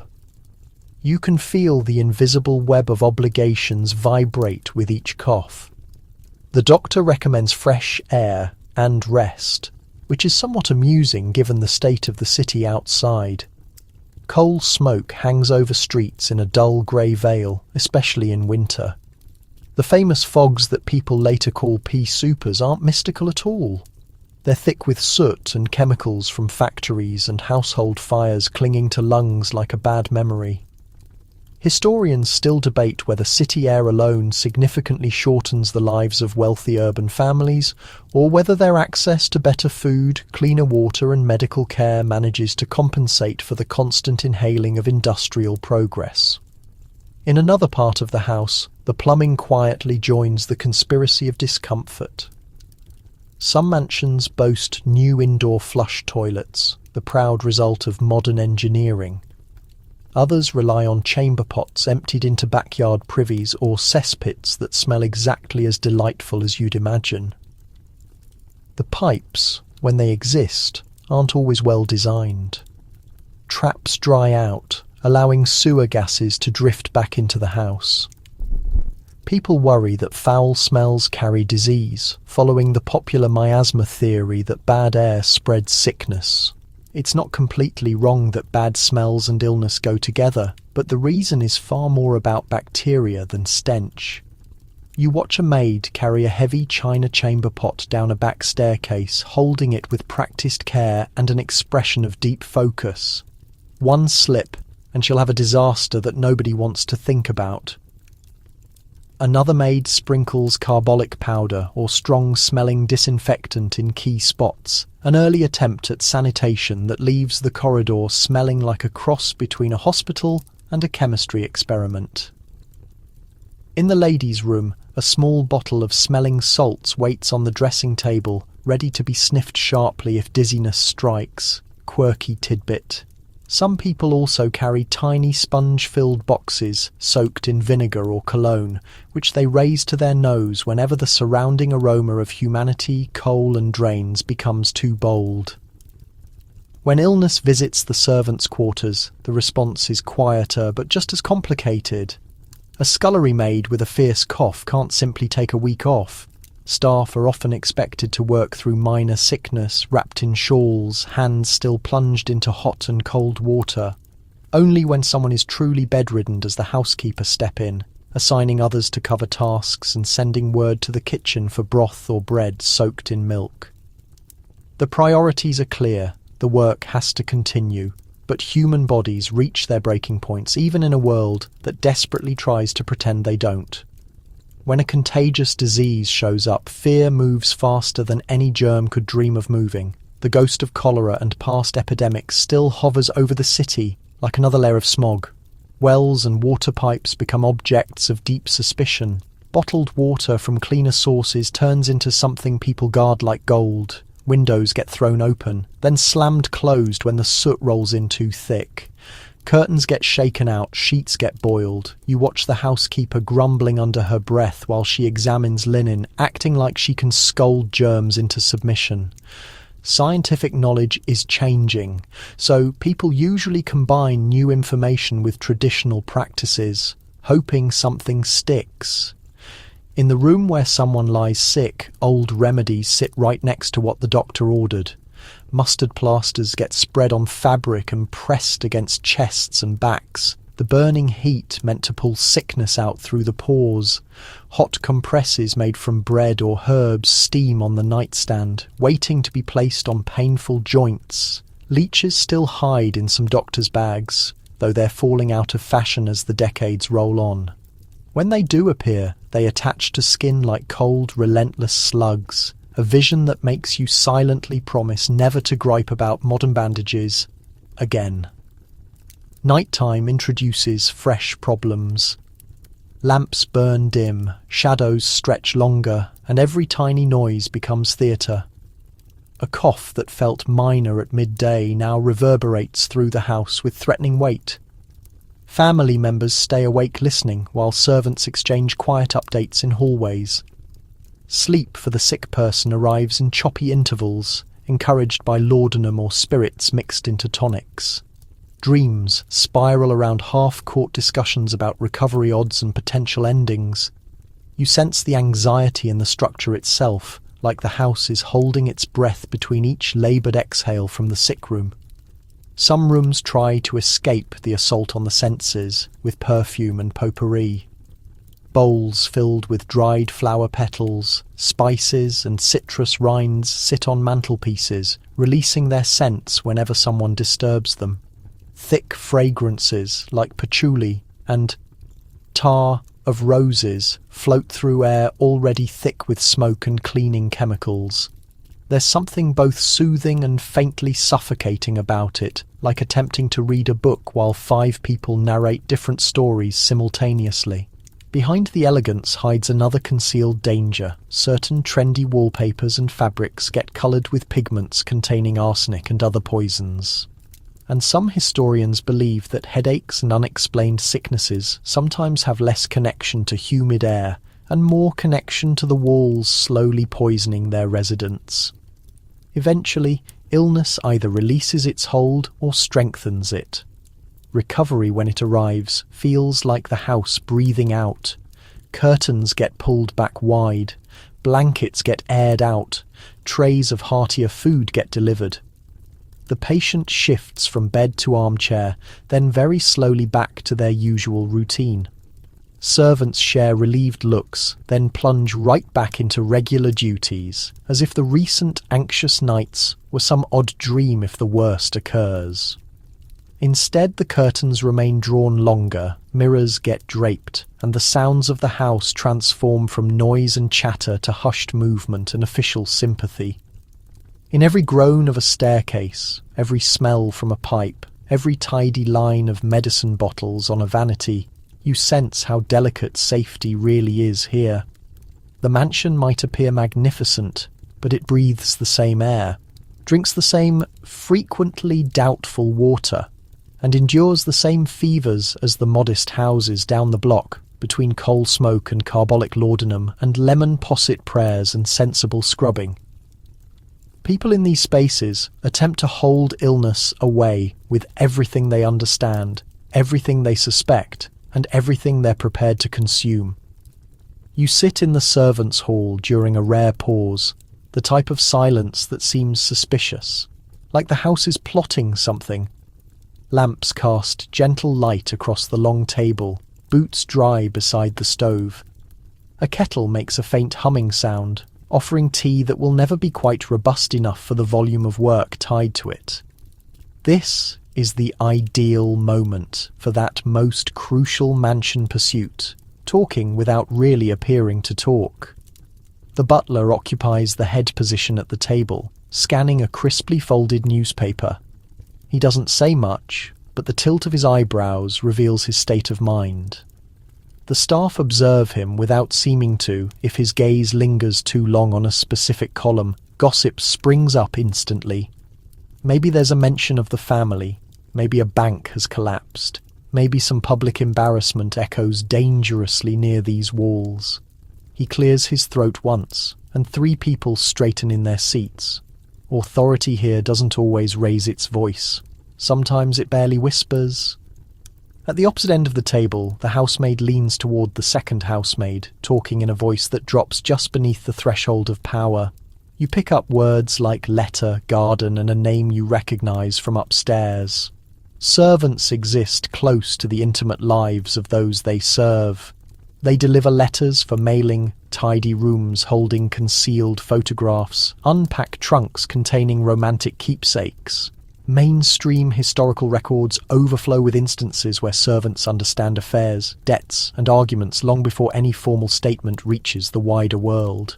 The people who dust the shelves frequently know more about what unfolds before them than the paintings hanging overhead. A door swings open and the lady's maid walks in carrying a small bundle of sewing. She ranks higher than most of the others, and it registers in how she carries herself, deliberate and controlled, like someone who walks a tightrope between 2 worlds. She attends her mistress intimately, managing jewellery, clothing and hairstyles, hearing tears expressed at midnight and delicate criticisms murmured at the vanity. When she takes a seat, discussion hesitates for a moment, then picks up at a somewhat more organised level. Nobody wants to upset the person who can communicate directly to the woman who manages employment decisions. You observe how looks dart around the space. A comment from the cook can determine who receives a second helping of scraps. A lifted eyebrow from the housekeeper can settle which maid gets the simpler rooms to handle. The butler's assessment of a young footman could determine his whole career. Servant conflict here is seldom noisy and dramatic. It's gradual, frequently wordless and highly calculated. Someone who seems pleasant and harmless might be gathering information the way other people gather postage stamps. At the same time, shared allegiance runs strong. When a maid shatters a cup and discreetly sweeps the fragments into the trash, another might offer to accept responsibility if she has a stronger record with the housekeeper. If a footman arrives back late from an errand because a carriage wheel snapped, a friend might insist they both noticed the church bell ring an earlier time. You detect a peculiar group arithmetic at play, a persistent measuring of when to shield someone and when to allow them to confront consequences independently. Woven into all this are secrets that don't concern the family whatsoever. The servants themselves harbour private anxieties and ambitions. A folded letter from a brother serving in the military concealed at the base of a trunk.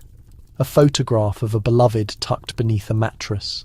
A small collection of coins hoarded obsessively for a future that could involve a modest shop, a ticket on a vessel, or a plain cottage distant from call bells and shoe wax. Quirky detail.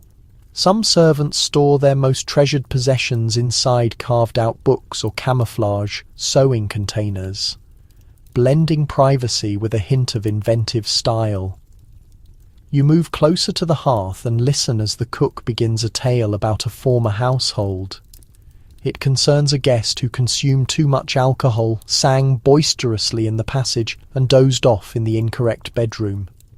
The specifics are modified for the listeners, exactly scandalous enough to be amusing, but not so sharp that they sound like a direct assault on anyone here.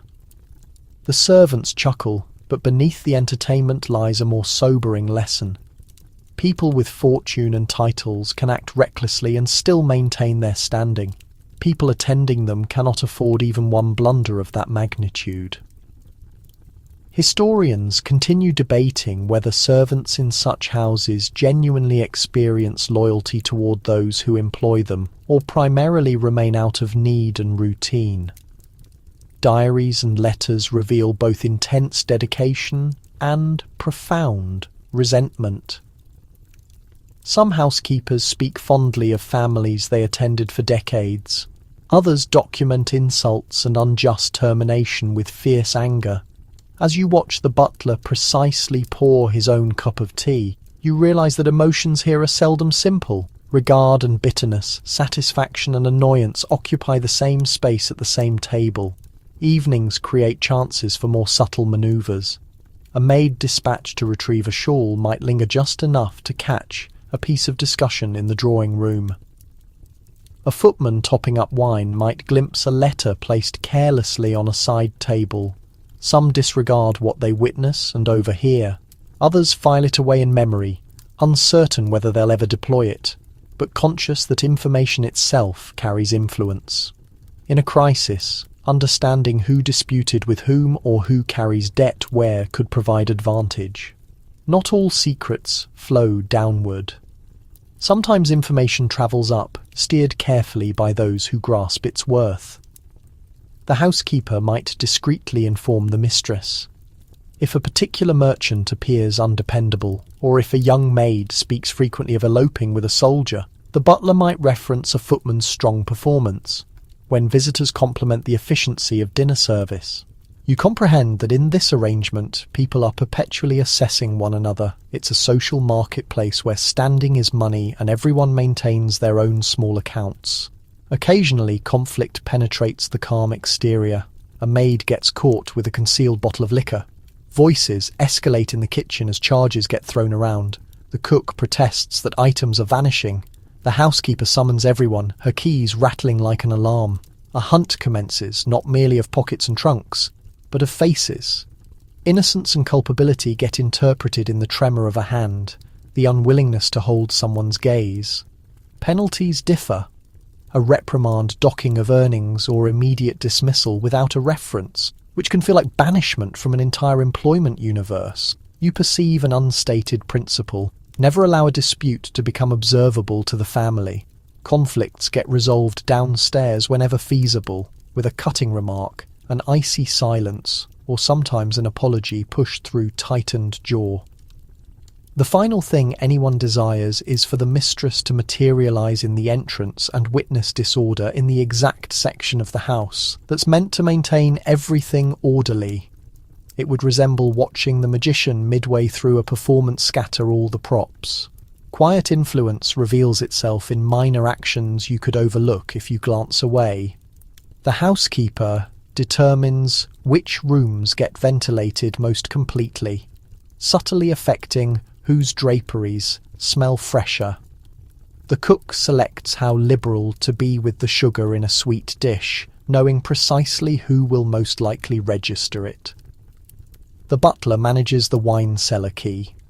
A lady's maid can style her mistress's hair to enhance or disappoint, depending on how appreciated she feels. Each of these decisions appears trivial, but collectively they mould attitudes, perceptions, and even trajectories. Later in the evening, when most upstairs lights dim, the servants' hall transitions into a gentler mood. Someone hums a tune from a music hall. Another mends a sock with rapid looping stitches. You hear one final small account shared before bed about a visiting gentleman who mispronounced the title of a renowned artist and claimed he intended it. The laughter that emerges is subdued but profoundly gratifying. In this space, even the most influential guests can transform into jokes. Once the door shuts, you glance around and understand that this realm exists in a type of double exposure. On one plane, servants show up as background characters bearing trays, scrubbing grates, speaking only when addressed. On another plane, invisible to those who prefer not to notice it, they constitute a system of watching, recollection, and reciprocal sway that reaches every section of the house. Secrets float through this system like vapour, twisting into unexpected forms. The mansion's impressive standing emerges on the exterior. Beneath, this elaborate network of small, silent forces keeps everything functioning, one whispered phrase at a time. Sunday enters the mansion differently from any other day. You register it the instant you wake. The house runs quieter, as if someone has placed an invisible palm on every loud object and instructed it to settle down. Even the bells appear to chime in a more dignified manner, which is quite a feat for pieces of metal on coils. The servants rise early as always, but the rhythm has shifted. Fires still require lighting, breakfasts still require cooking, but following that, there's a short interval for something uncommon, their own spiritual obligations. In the servants' hall, the housekeeper announces a roster of who can attend which service. Not everyone can depart simultaneously. The house must continue operating, even for the divine. The staff depart in rotations like devout soldiers cycling to the front line. You bathe and clothe yourself with a bit more attention. Sunday garments emerge from wardrobes and chests, brushed and pressed. Men surface in their finest coats. Ladies in dresses that might not be the latest but are the most proper. Children get fastened into outfits lined with a remarkable quantity of hooks and fastenings. Rigid collars proliferate. Polished shoes strike on floors that don't value being marked. One mainstream historical reality for numerous Victorian families is that attending church at least once on Sunday isn't merely a custom, but a requirement woven into legislation and community pressure, particularly in communities influenced by the Church of England and other principal denominations. To miss it without a solid reason is to welcome questions you don't wish to field. The breakfast table appears altered today. The food is plainer, the atmosphere more restrained. Gentle discussion is allowed, but nothing too boisterous. Humour still occurs, but at a reduced volume, as if even witticisms need to murmur. Nobody proposes beginning the day with cards or noisy music. Rest on the Sabbath represents a solemn concept here. Some people construe that as preventing strenuous labour, others as preventing anything resembling enjoyment. You privately conclude that your own beliefs will absolutely incorporate naps. Carriages arrange themselves outside, horses tossing their manes in the sharp air. You board one and experience the specific self-awareness that accompanies travelling somewhere extremely public in an extremely observable fashion along the street. Other carriages merge into the stream, gathering toward the parish church like smaller rivers into a larger one. Those lacking horses proceed in their best boots, their Sunday garments shielded by shawls and coats. For several blocks the status divisions blur somewhat. Everyone moves in the same direction, more or less on foot or by wheel. Inside the church the atmosphere is cool and vaguely dusty, with that distinctive scent of stone, aged wood and hymn books that have soaked up half a century of use. Families enter pews based on status and custom. Some mansions even compensate for reserved pews, guaranteeing the household doesn't need to stand compressed at the rear with stragglers.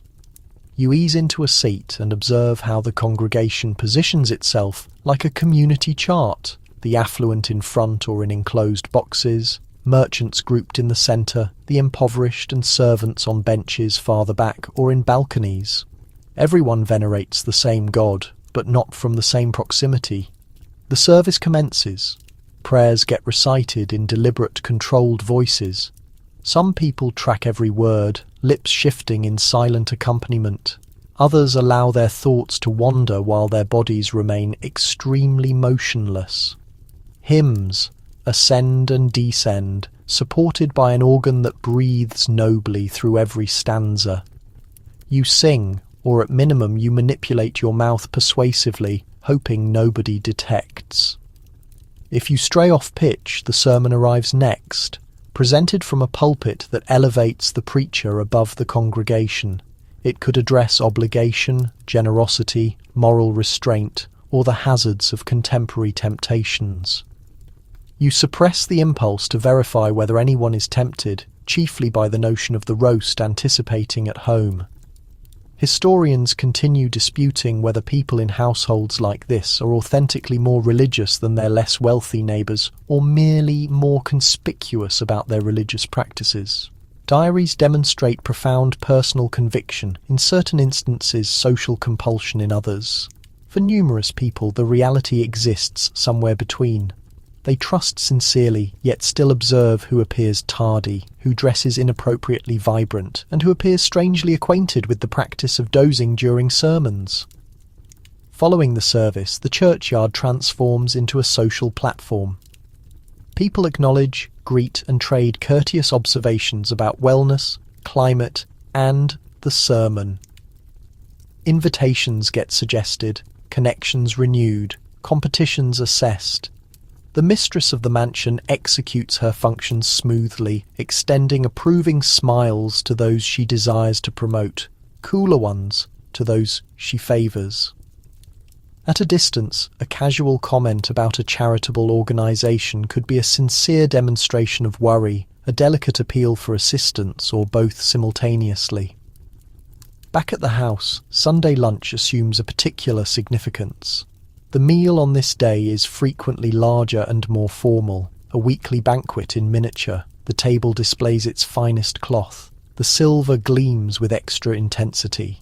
Grace gets spoken before anyone contacts a utensil, a brief statement that temporarily places a religious framework over the very earthly satisfaction of roasted meat and sauce. You lower your head, attempting not to allow your stomach to rumble audibly enough to register as sacrilegious sound. Afterward, the afternoon extends like a lengthy passageway with various doors. For the family, it could involve reading religious pamphlets or improving literature in the drawing room, potentially taking a peaceful stroll, potentially visiting the unwell or the impoverished. Charity calls are more frequent on Sundays. Basket in hand, the mistress and a daughter might visit a widow or sick parishioner, delivering food or modest comforts. It's kindness, but also theatre. Being observed performing good deeds matters nearly as much as the good deed itself. One quirky morsel is the existence of strict Sabbatarian concepts. In certain circles, particular magazines and speakers denounce any Sunday pursuits that resemble amusement. No games, no theatre, no needless travel. Some families observe these regulations closely, prohibiting even children from racing noisily in the garden. Others construe them more flexibly, permitting quiet parlour games or music, provided nobody appears too thrilled. If you inadvertently appear like you're having fun, you risk a gentle reminder that today is intended for reflection, not joyful card dealing. Downstairs, the servants utilise what minimal leisure time they possess. Those who participated in early services return with reactions to the sermon and somewhat stiff limbs. A handful sit with well-handled Bibles or prayer books, both from belief and because it's prudent to be observed with them. Others compose letters home, pens scratching deliberately across paper. Some merely sit and allow their eyes to close for a valuable few minutes, murmuring their own silent prayers of gratitude for the sudden presence of a chair that isn't shifting. Later in the day, the mansion becomes more muted. Fires burn lower but not extinguished. Footsteps diminish. The typical swirl of visitors and excursions halts for a short period. You can detect small sounds that would be overwhelmed on other days. The ticking of a clock in an unoccupied room, the distant bark of a dog beyond, the muted turning of a hymnal page somewhere in the house. It generates a sensation that time itself has decelerated just somewhat to accommodate the gravity of the Sabbath. Evening delivers one concluding act in this subdued theatre. Lamps get illuminated, but frequently fewer than on other nights. Substantial reading commences. Religious publications and sermons positioned beside novels deliberately selected to prevent scandal. Tea gets served simpler than weekday arrangements. Children recite catechism responses or read aloud from authorized texts. You detect that the house is gently winding itself back toward regular existence, accumulating a final coating of moral respectability before diving into the practical disorder of Monday. When you ultimately stand in a shadowy corridor and listen to the drowsy creak of the stairs, Sunday feels like a delicate costume the house has displayed all day. Underneath exist the same people, the same ambitions and concerns, the same hurting backs and roughened hands. Yet for these hours their actions and statements have been enclosed in a vocabulary of devotion and obligation. Some of it originates from authentic belief. Some of it is theatre for neighbours, employers or God. All of it gets stitched into the pulse of existence in this mansion, returning every week like a gradual, persistent tide. Snow accumulates against the windows in soft clusters, transforming the world beyond into a haze of grey and white. Inside the mansion, the atmosphere radiates with lamplight and firelight, and for once the rooms smell more of foliage and spices than of coal and polish. You stand in the entrance, surrounded by a small woodland that has infiltrated deliberately. Holly ivy and mistletoe drape along railings and across doorways, each leaf secured in position by hands that will never be photographed beside the decorations they generate. In the corner of the drawing room, a fir tree extends almost to the ceiling, its branches crowded with candles, glass decorations, miniature toys and sweets enclosed in paper. Victorian Christmas trees remain relatively recent in many homes, influenced by a royal example that converted a German tradition into a fashionable British one. That small historical reality means you're observing a tradition in the process of becoming standard, not something assumed. The candles attached to the branches in metal holders shimmer with a beauty that arrives tightly bundled with the danger of everything igniting. Buckets of water stand close by, just in case festive transforms to panic. Children orbit the tree in tightly managed excitement. Their hands drift near the ornaments, prohibited to touch but permitted to observe as if their eyes can envelop every brilliant thing. The nurse maintains a solid grip on the youngest, who appears deeply devoted to the notion of embracing the entire tree. In the background, carols drift from a piano. Someone courageously attempts the high notes. Someone else participates half a beat delayed and acts like they intended it.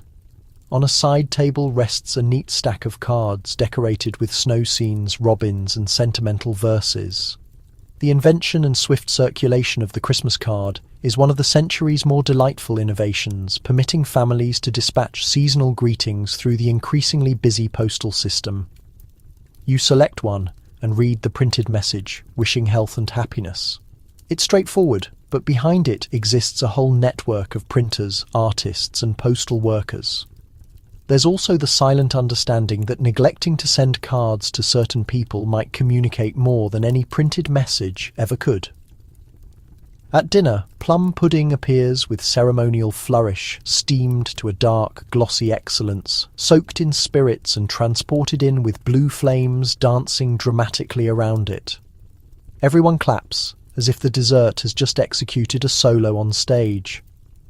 Later, each person receives a slice and consumes carefully, conscious that small trinkets might be concealed inside. A coin guarantees luck. A miniature ring suggests at future marriage. A button allegedly indicates bachelorhood. That quirky tradition converts every bite into a minor adventure and an excellent justification if someone desires to retain the ring and claim they were absolutely destined for romance. In the evening, guests assemble for a Christmas party. Cloaks get taken, gloves stripped off, cheeks reddened by cold air gradually warm before the fire. The footman declares arrivals in a voice that never falters, even when the names are lengthy enough to qualify as tongue twisters. You navigate through the crowd and sense the constant evaluation of clothes, manners, and associations. This is celebration, certainly, but it's also a subtle arena for social advancement. Dance cards dangle from wrists on small ribbons. Each card catalogues the dances in sequence with spaces for names. A young woman clutches hers like a delicate defence, attempting to balance courtesy with tactics. Accept too many invitations from the incorrect partners and people will gossip. Decline too many from the appropriate families and people will gossip even more. A young man requests a waltz, and she consents with a smile that masks a rapid calculation of his prospects and her mother's likely response. The dance card appears innocent, but actually it's a paper ledger for hearts and ambitions. The ballroom resonates with music. Dresses twirl, coats flash. Candlelight sparkles on jewellery. You enter the line of dancers and sense the floor tremble under the combined weight of so many meticulously trained steps. A mistake here is unforgettable. People will recall the gentleman who stepped on his partner's hem with sufficient force to launch a row of beads flying. They'll also recall the couple whose graceful rotations indicate many private hours of rehearsal. Historians continue debating whether these assemblies deliver authentic joy across status lines, or primarily strengthen the same rigid social hierarchy that governs everything from breakfast to funerals. During supper breaks, people migrate toward tables piled with cold meats, pastries, and towering jellies that shake with unstable dignity. The older guests sit and remark wisely on the condition of youth. The younger ones linger near the doors, minds half on discussion, half on whether another dance might commence soon. In discreet corners, arrangements get suggested. A father proposes his son ride with another family's hunting party next month. An aunt references a promising niece with a talent for music and a very respectable dowry. Social advancement rarely resembles ladder climbing. It resembles shared cake and harmless jokes that transmit very exact messages. Winter is only one chapter in the mansion's seasonal narrative. In spring, the house opens more windows. You smell fresh paint and polish as rooms get ventilated. For guests, invitations circulate for small house parties in the countryside or for visits in town. During the social season, that cluster of months when Parliament convenes, an aristocratic existence revolves around balls, concerts, and court presentations.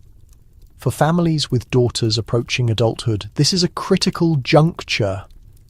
They get presented quite literally onto society, aspiring to attract favourable matches. The pressure to achieve a successful season can make exam stress appear like a picnic.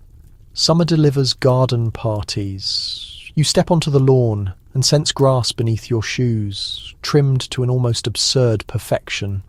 Tents flourish in white canvas, shading tables of cakes, sandwiches and gleaming tea services. Guests wander among flower beds, claiming to appreciate roses while actually monitoring who has appeared and with whom. Parasol colours flutter like soft butterflies. Croquet sets wait ready, offering that most misleading of games, one that appears gentle and becomes fierce the instant someone strikes your ball into the bushes. Outdoor events provide their own opportunities to ascend. A casual observation about the condition of the roses can lead to an invitation to visit the greenhouse, then to a tour of the property, then to discussion of hunting privileges or business ventures. A gentleman who delivers an entertaining story by the lemonade table might discover himself identified as a charming resource. A woman whose gown is just ahead of a London fashion can become quietly influential among her companions.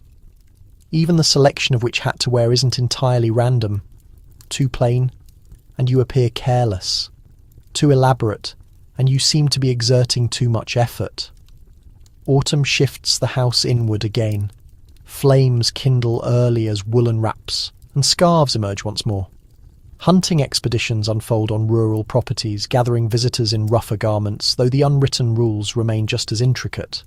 You march mentally through wet meadows, sensing the snap of foliage beneath loaned footwear. Surrounding you, gunfire echoes, fowl tumble, and hounds leap through undergrowth with relentless energy. Come evening, everyone assembles in firelit parlours, exchanging tales of close calls and remarkable marksmanship. The unspoken meaning stays constant. Who displayed competence, who revealed bravery, who could prove a worthwhile match for family connections or commercial partnerships? Season upon season, the estate reinvents itself, extracting different garments from its structural closet.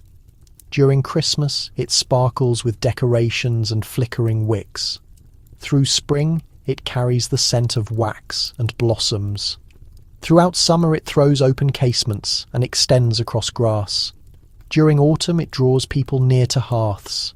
Each collection of traditions appears celebratory at first glance. Beneath, every occasion also serves as an examination, a prospect, or a gamble for those navigating through it. You pause briefly at an upper floor window, gazing down at illumination in the driveway as coaches come and go, the grinding of wheels against stone, the hum of conversation. the glimpse of a light dress against the darkness.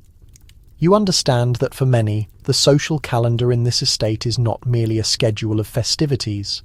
It is a stairway with deliberately positioned steps, each ball, supper, and lawn party, presenting a chance to ascend slightly or stumble and fall. That stairway never fully ends. It simply circles, season upon season, posing the same question in varied outfits. How high do you wish to climb, and what will you tolerate to be noticed? At the summit, you find yourself in a passage that feels oddly transitional. The rug is worn, the paintings are more ancient still, yet overhead something recent vibrates faintly. It's not the whisper of gas. It's a gentler sound, like a feline purring beyond a door you cannot locate. The estate still appears Victorian, yet there is an anxious electricity coursing through its structure. Now, one modest innovation at a time. A servant extends upward to the surface and presses a small pale button. Somewhere distant, a chime responds with a crisp ring. No pull rope, no yanking cable, merely a touch and a tone. Electric chimes are entering estates like this, sliding in along baseboards and within plaster.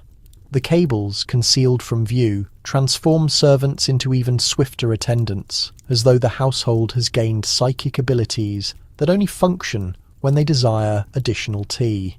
One mainstream historical fact is that electric chime systems begin appearing in prosperous British households in the later 1800s, frequently installed alongside or replacing older mechanical chimes. The servant grins, partially proud of the fresh contraption, partially irritated that now there exists one less justification for missing a summons. You brush your fingers along the surface and detect little raised bumps where somebody has carved channels for cables, then covered them. The exterior appears identical at a glance, yet it contains a secret network of copper. Quirky detail. Some early systems deliver small shocks if the insulation is inadequate. So unfortunate servants jest quietly about being zapped by their own employers, even when the household has no awareness that the surfaces occasionally sting. The housekeeper observes the new chime panel in the servants' area with a blend of intrigue and distrust.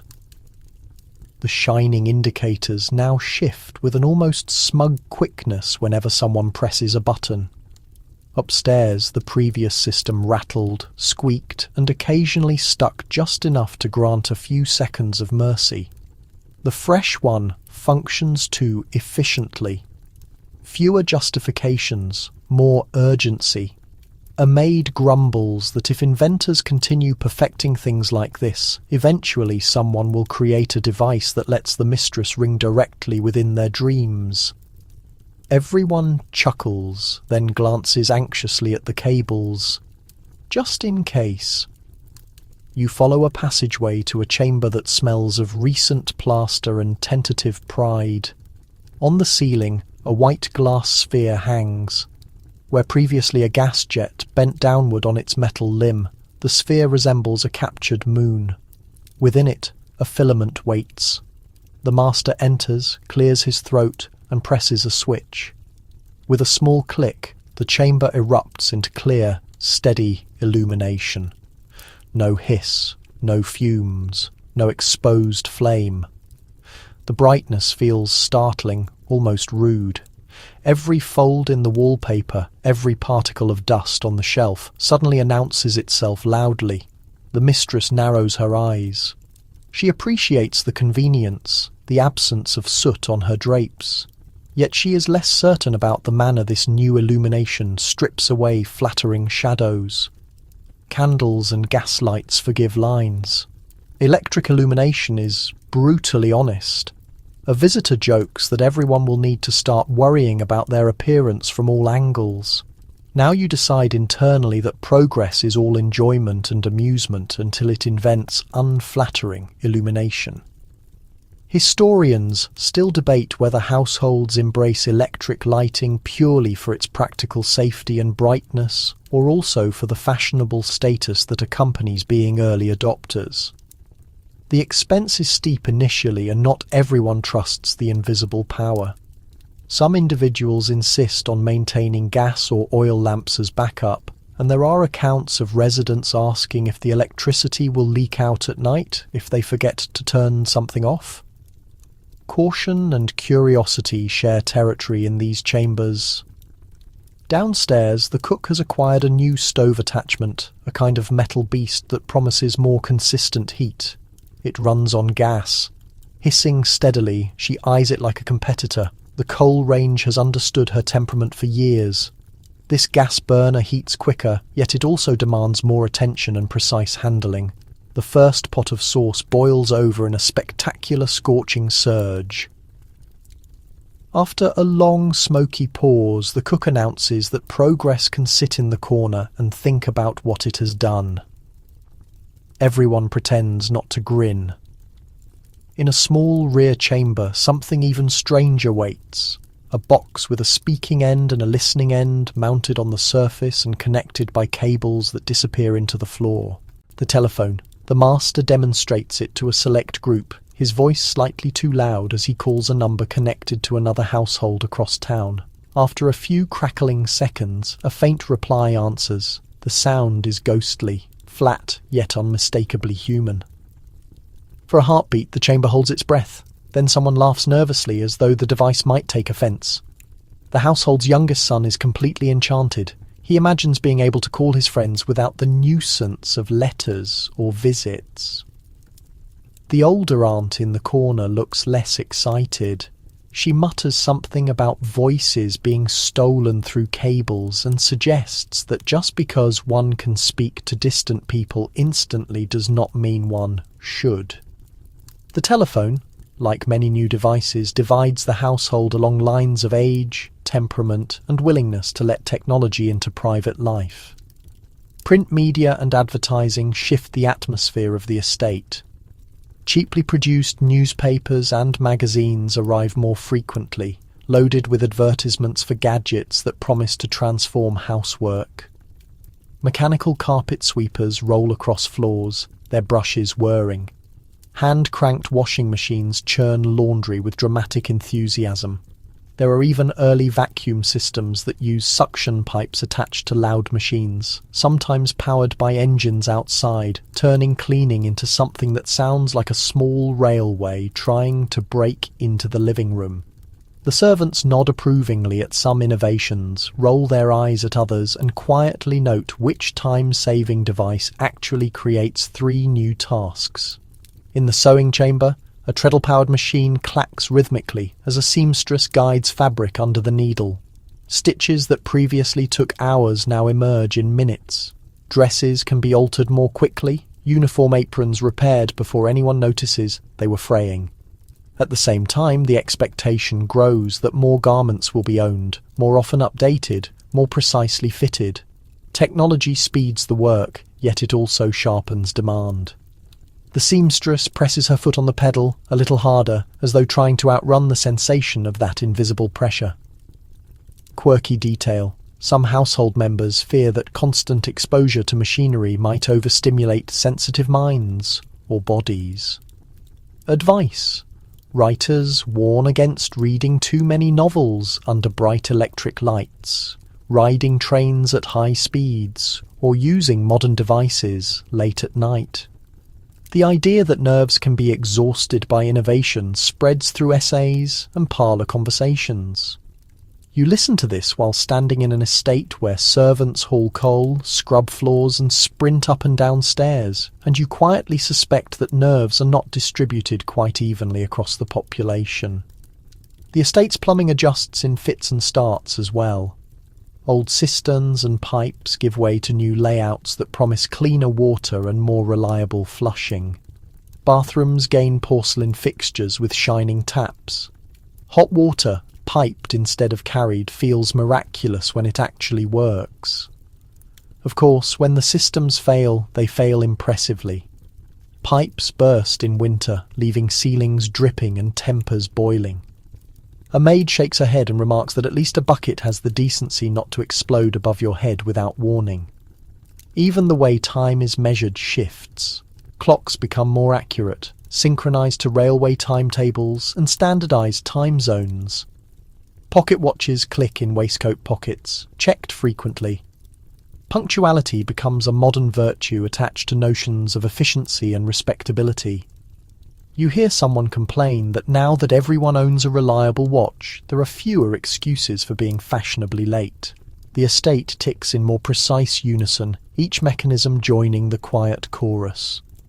As evening deepens, you walk through chambers that glow with a new kind of brightness. Electric illumination spills into hallways, revealing details that once disappeared into shadow. Chime buttons wait beneath fingertips, ready to bridge the distance between command and response. The telephone hangs silently like a sleeping ear on the surface. Machines clack, hiss, whir, and occasionally bang in irritation. The estate still wears its carved ceilings and heavy drapes, its portraits and polished wood, yet under the surface a different rhythm shivers. Change has not smashed the old world. It has threaded itself through it, cable by cable, pipe by pipe, idea by idea. For every moment of wonder, there is a mutter of doubt. For every convenience, a new expectation. You feel it in the charged air around the light switches and in the swift, resigned footsteps of the servants when another chime rings. The estate is learning to live with inventions, and the inventions are learning with equal persistence to live inside the estate. Evening pours into the estate like slow ink. Outside, the sky fades from smoky blue to a deep, soft violet, and the first street lamps wink on in the mist. Inside, lights flare one by one. Lamps glow in corners, fires bloom brighter in grates. You move along a corridor that feels almost like the spine of the estate, with chambers branching off like ribs, each one settling into its own version of the night. In the drawing room, voices float beneath a shimmer of illumination. A cluster of visitors sits near the fire, teacups resting in saucers, the clink of porcelain a gentle percussion under their talk. Someone plays a quiet piece on the piano, fingers picking out a waltz that feels more memory than dance. Now the air smells of coal, perfume, and a little brandy. A clock on the shelf ticks toward the hour, reminding everyone that even the longest day inside these walls must eventually fold itself up. One mainstream historical fact fits neatly here. Late in Queen Victoria's reign, many households like this still gather for evening sociability. Yet more and more they discuss railways, factories, and colonial news that hint at upheavals rather than eternal stability. You slip past the open door of the library. Lamplight pools on heavy books, their spines stamped with gold, titles about travel, science, sermons, and novels that some relatives secretly disapprove of. A gentleman sits in a worn, leather chair, head bent over a newspaper. Headlines speak of strikes, new political parties, debates about expanding the vote. His brow furrows.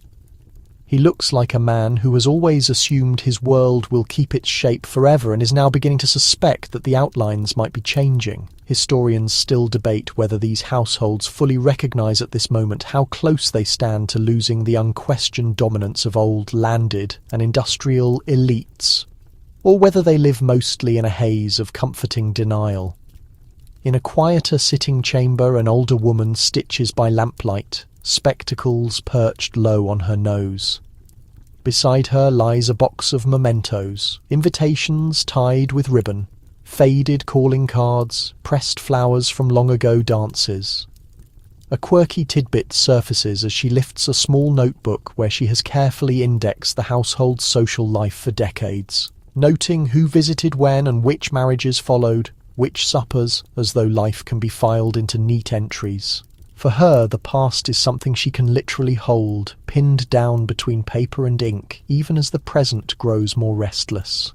Outside her window, you wander toward the rear of the estate, where sound changes. The polished echoes of laughter and conversation soften into the duller thuds of work winding down. In the kitchen, the range burns lower, pans hang clean on their hooks, shining dully in the fading illumination. A few servants linger over mugs of tea, shoulders slumping now that no one is watching. The cook rubs at a small ache in her wrist. A scullery maid yawns so widely she nearly swallows her own sigh. Their day has stretched from the grey beginning of dawn to this deep blue edge of night, measured not in hours, but in tasks finished and tasks waiting for tomorrow. In the servants' bedrooms, boots line up under narrow beds, dresses and shirts hang from pegs. Someone whispers a quick prayer. Someone else scribbles a line or two in a cheap notebook, recording that the club visitors stayed later than expected and the new gas fitting in the front hall smoked again. You realise that most of what really happens in this estate never reaches official records. It lives in tired memories, passing jokes, private notes nobody expects the future to read. The grand estate may appear stable, yet inside every person carries their own little current of change. You return to an upstairs corridor where portraits gaze down with calm, painted confidence. The people in the frames wear powdered wigs or early Victorian fashions, their expressions frozen in certainty. To them, the idea that servants might eventually leave for jobs in factories and offices, that daughters might demand education and political rights, that fortunes might falter under taxes and shifting markets, would sound like a strange story told to frightened children. Yet outside these walls, such possibilities are gathering like clouds. Down in the city streets, new buildings rise in brick and iron. Trams rattle along tracks. Shop windows glow with the illumination of late nights and new products. There are trade unions meeting in smoky chambers, pamphlets demanding shorter working hours, voices calling for reform. Ships move in and out of distant harbours, carrying goods that tie this estate to a global web of profit and exploitation. Somewhere in a factory, a young girl wipes sweat from her forehead and dreams of a life where she does not stand at a machine for 12 hours. Somewhere in a small terrace house, a clerk reads a newspaper by a single lamp and imagines a future where his vote matters as much as any landowner's. The estate, for all its marble and velvet, cannot quite keep that world out. It seeps in through printed pages, through the servants who have brothers in factories and cousins in the army, through the nervous jokes about strikes, through the rise and fall of share prices that keep the master awake long after everyone else is asleep. Even fashion changes faster now, influenced by cities, magazines, and new materials. Old cousins mutter that nothing is as solid as it used to be. Younger people shrug and adjust as younger people usually do. Night draws deeper. Lamps are lowered one by one. Curtains are pulled across tall windows, shutting out the last gleam of the street lamps. You hear the soft click of keys as the butler locks doors. Fire guards are set in front of grates. Footsteps grow rare and lighter. Somewhere, a music box plays a fragile tune before winding down with a tiny metallic sigh. The estate moves from performance into sleep, like a great elaborate costume being carefully taken off and folded for safekeeping. You stand in the entrance hall once more, the polished floor dimly lit by the final, stubborn glow of a single lamp. The mirrors are darker now, reflecting only vague shapes. The portraits on the surface seem further away. The chandelier above your head hangs quiet, its crystals catching the faintest threads of illumination. Outside, the city breathes. Trains whistle. Distant factory stacks release their smoke into the starless air. The estate still holds itself proudly, yet you can feel in the hush and the faint shiver of the glass that this way of living is not forever. It is one chapter in a long story, impressive, flawed, glittering, and fragile. You turn toward the door in your mind, heavy wood cool under your imaginary palm, and let the sounds of the estate fall behind you. Somewhere, a last door shuts. A last candle gutters out. A last chime is checked to be sure it is silent until morning. The estate settles into darkness, guarding its secrets for one more night while the world beyond its gates keeps quietly, steadily changing. The lights in your own chamber feel softer now, as though they are picking up the quiet from those long, dark corridors. You picture the estate resting in the night, its windows dark, its fires sunk to embers, its people finally surrendering to sleep. You do not need to keep walking through its chambers anymore.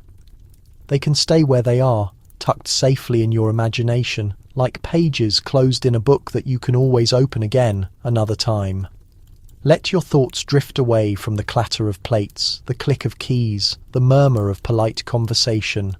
Let the footsteps fade, the chime panels still, the gas lamps dim.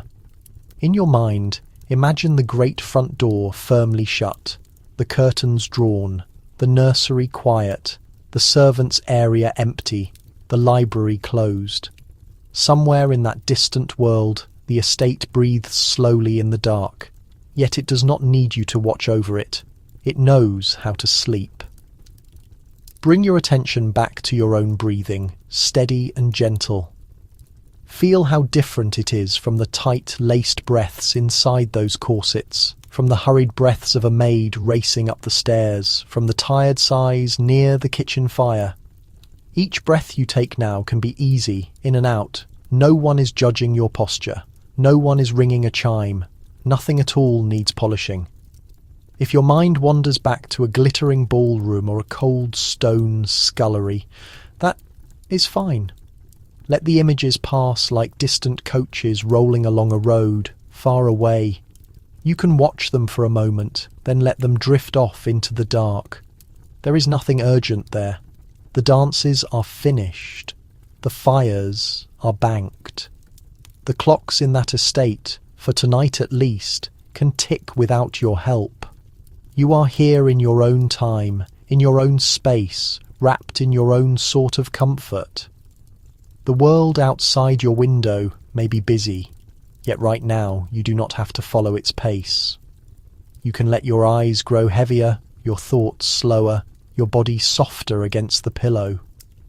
Imagine one last illumination being gently turned down in the farthest chamber of that old estate. Imagine the quiet that follows, deep and complete. Whenever you are ready, you can close your eyes and let that same quiet settle around you like a warm blanket of stillness and shadow. The story's finished. For tonight the estate is sleeping, and so very soon are you.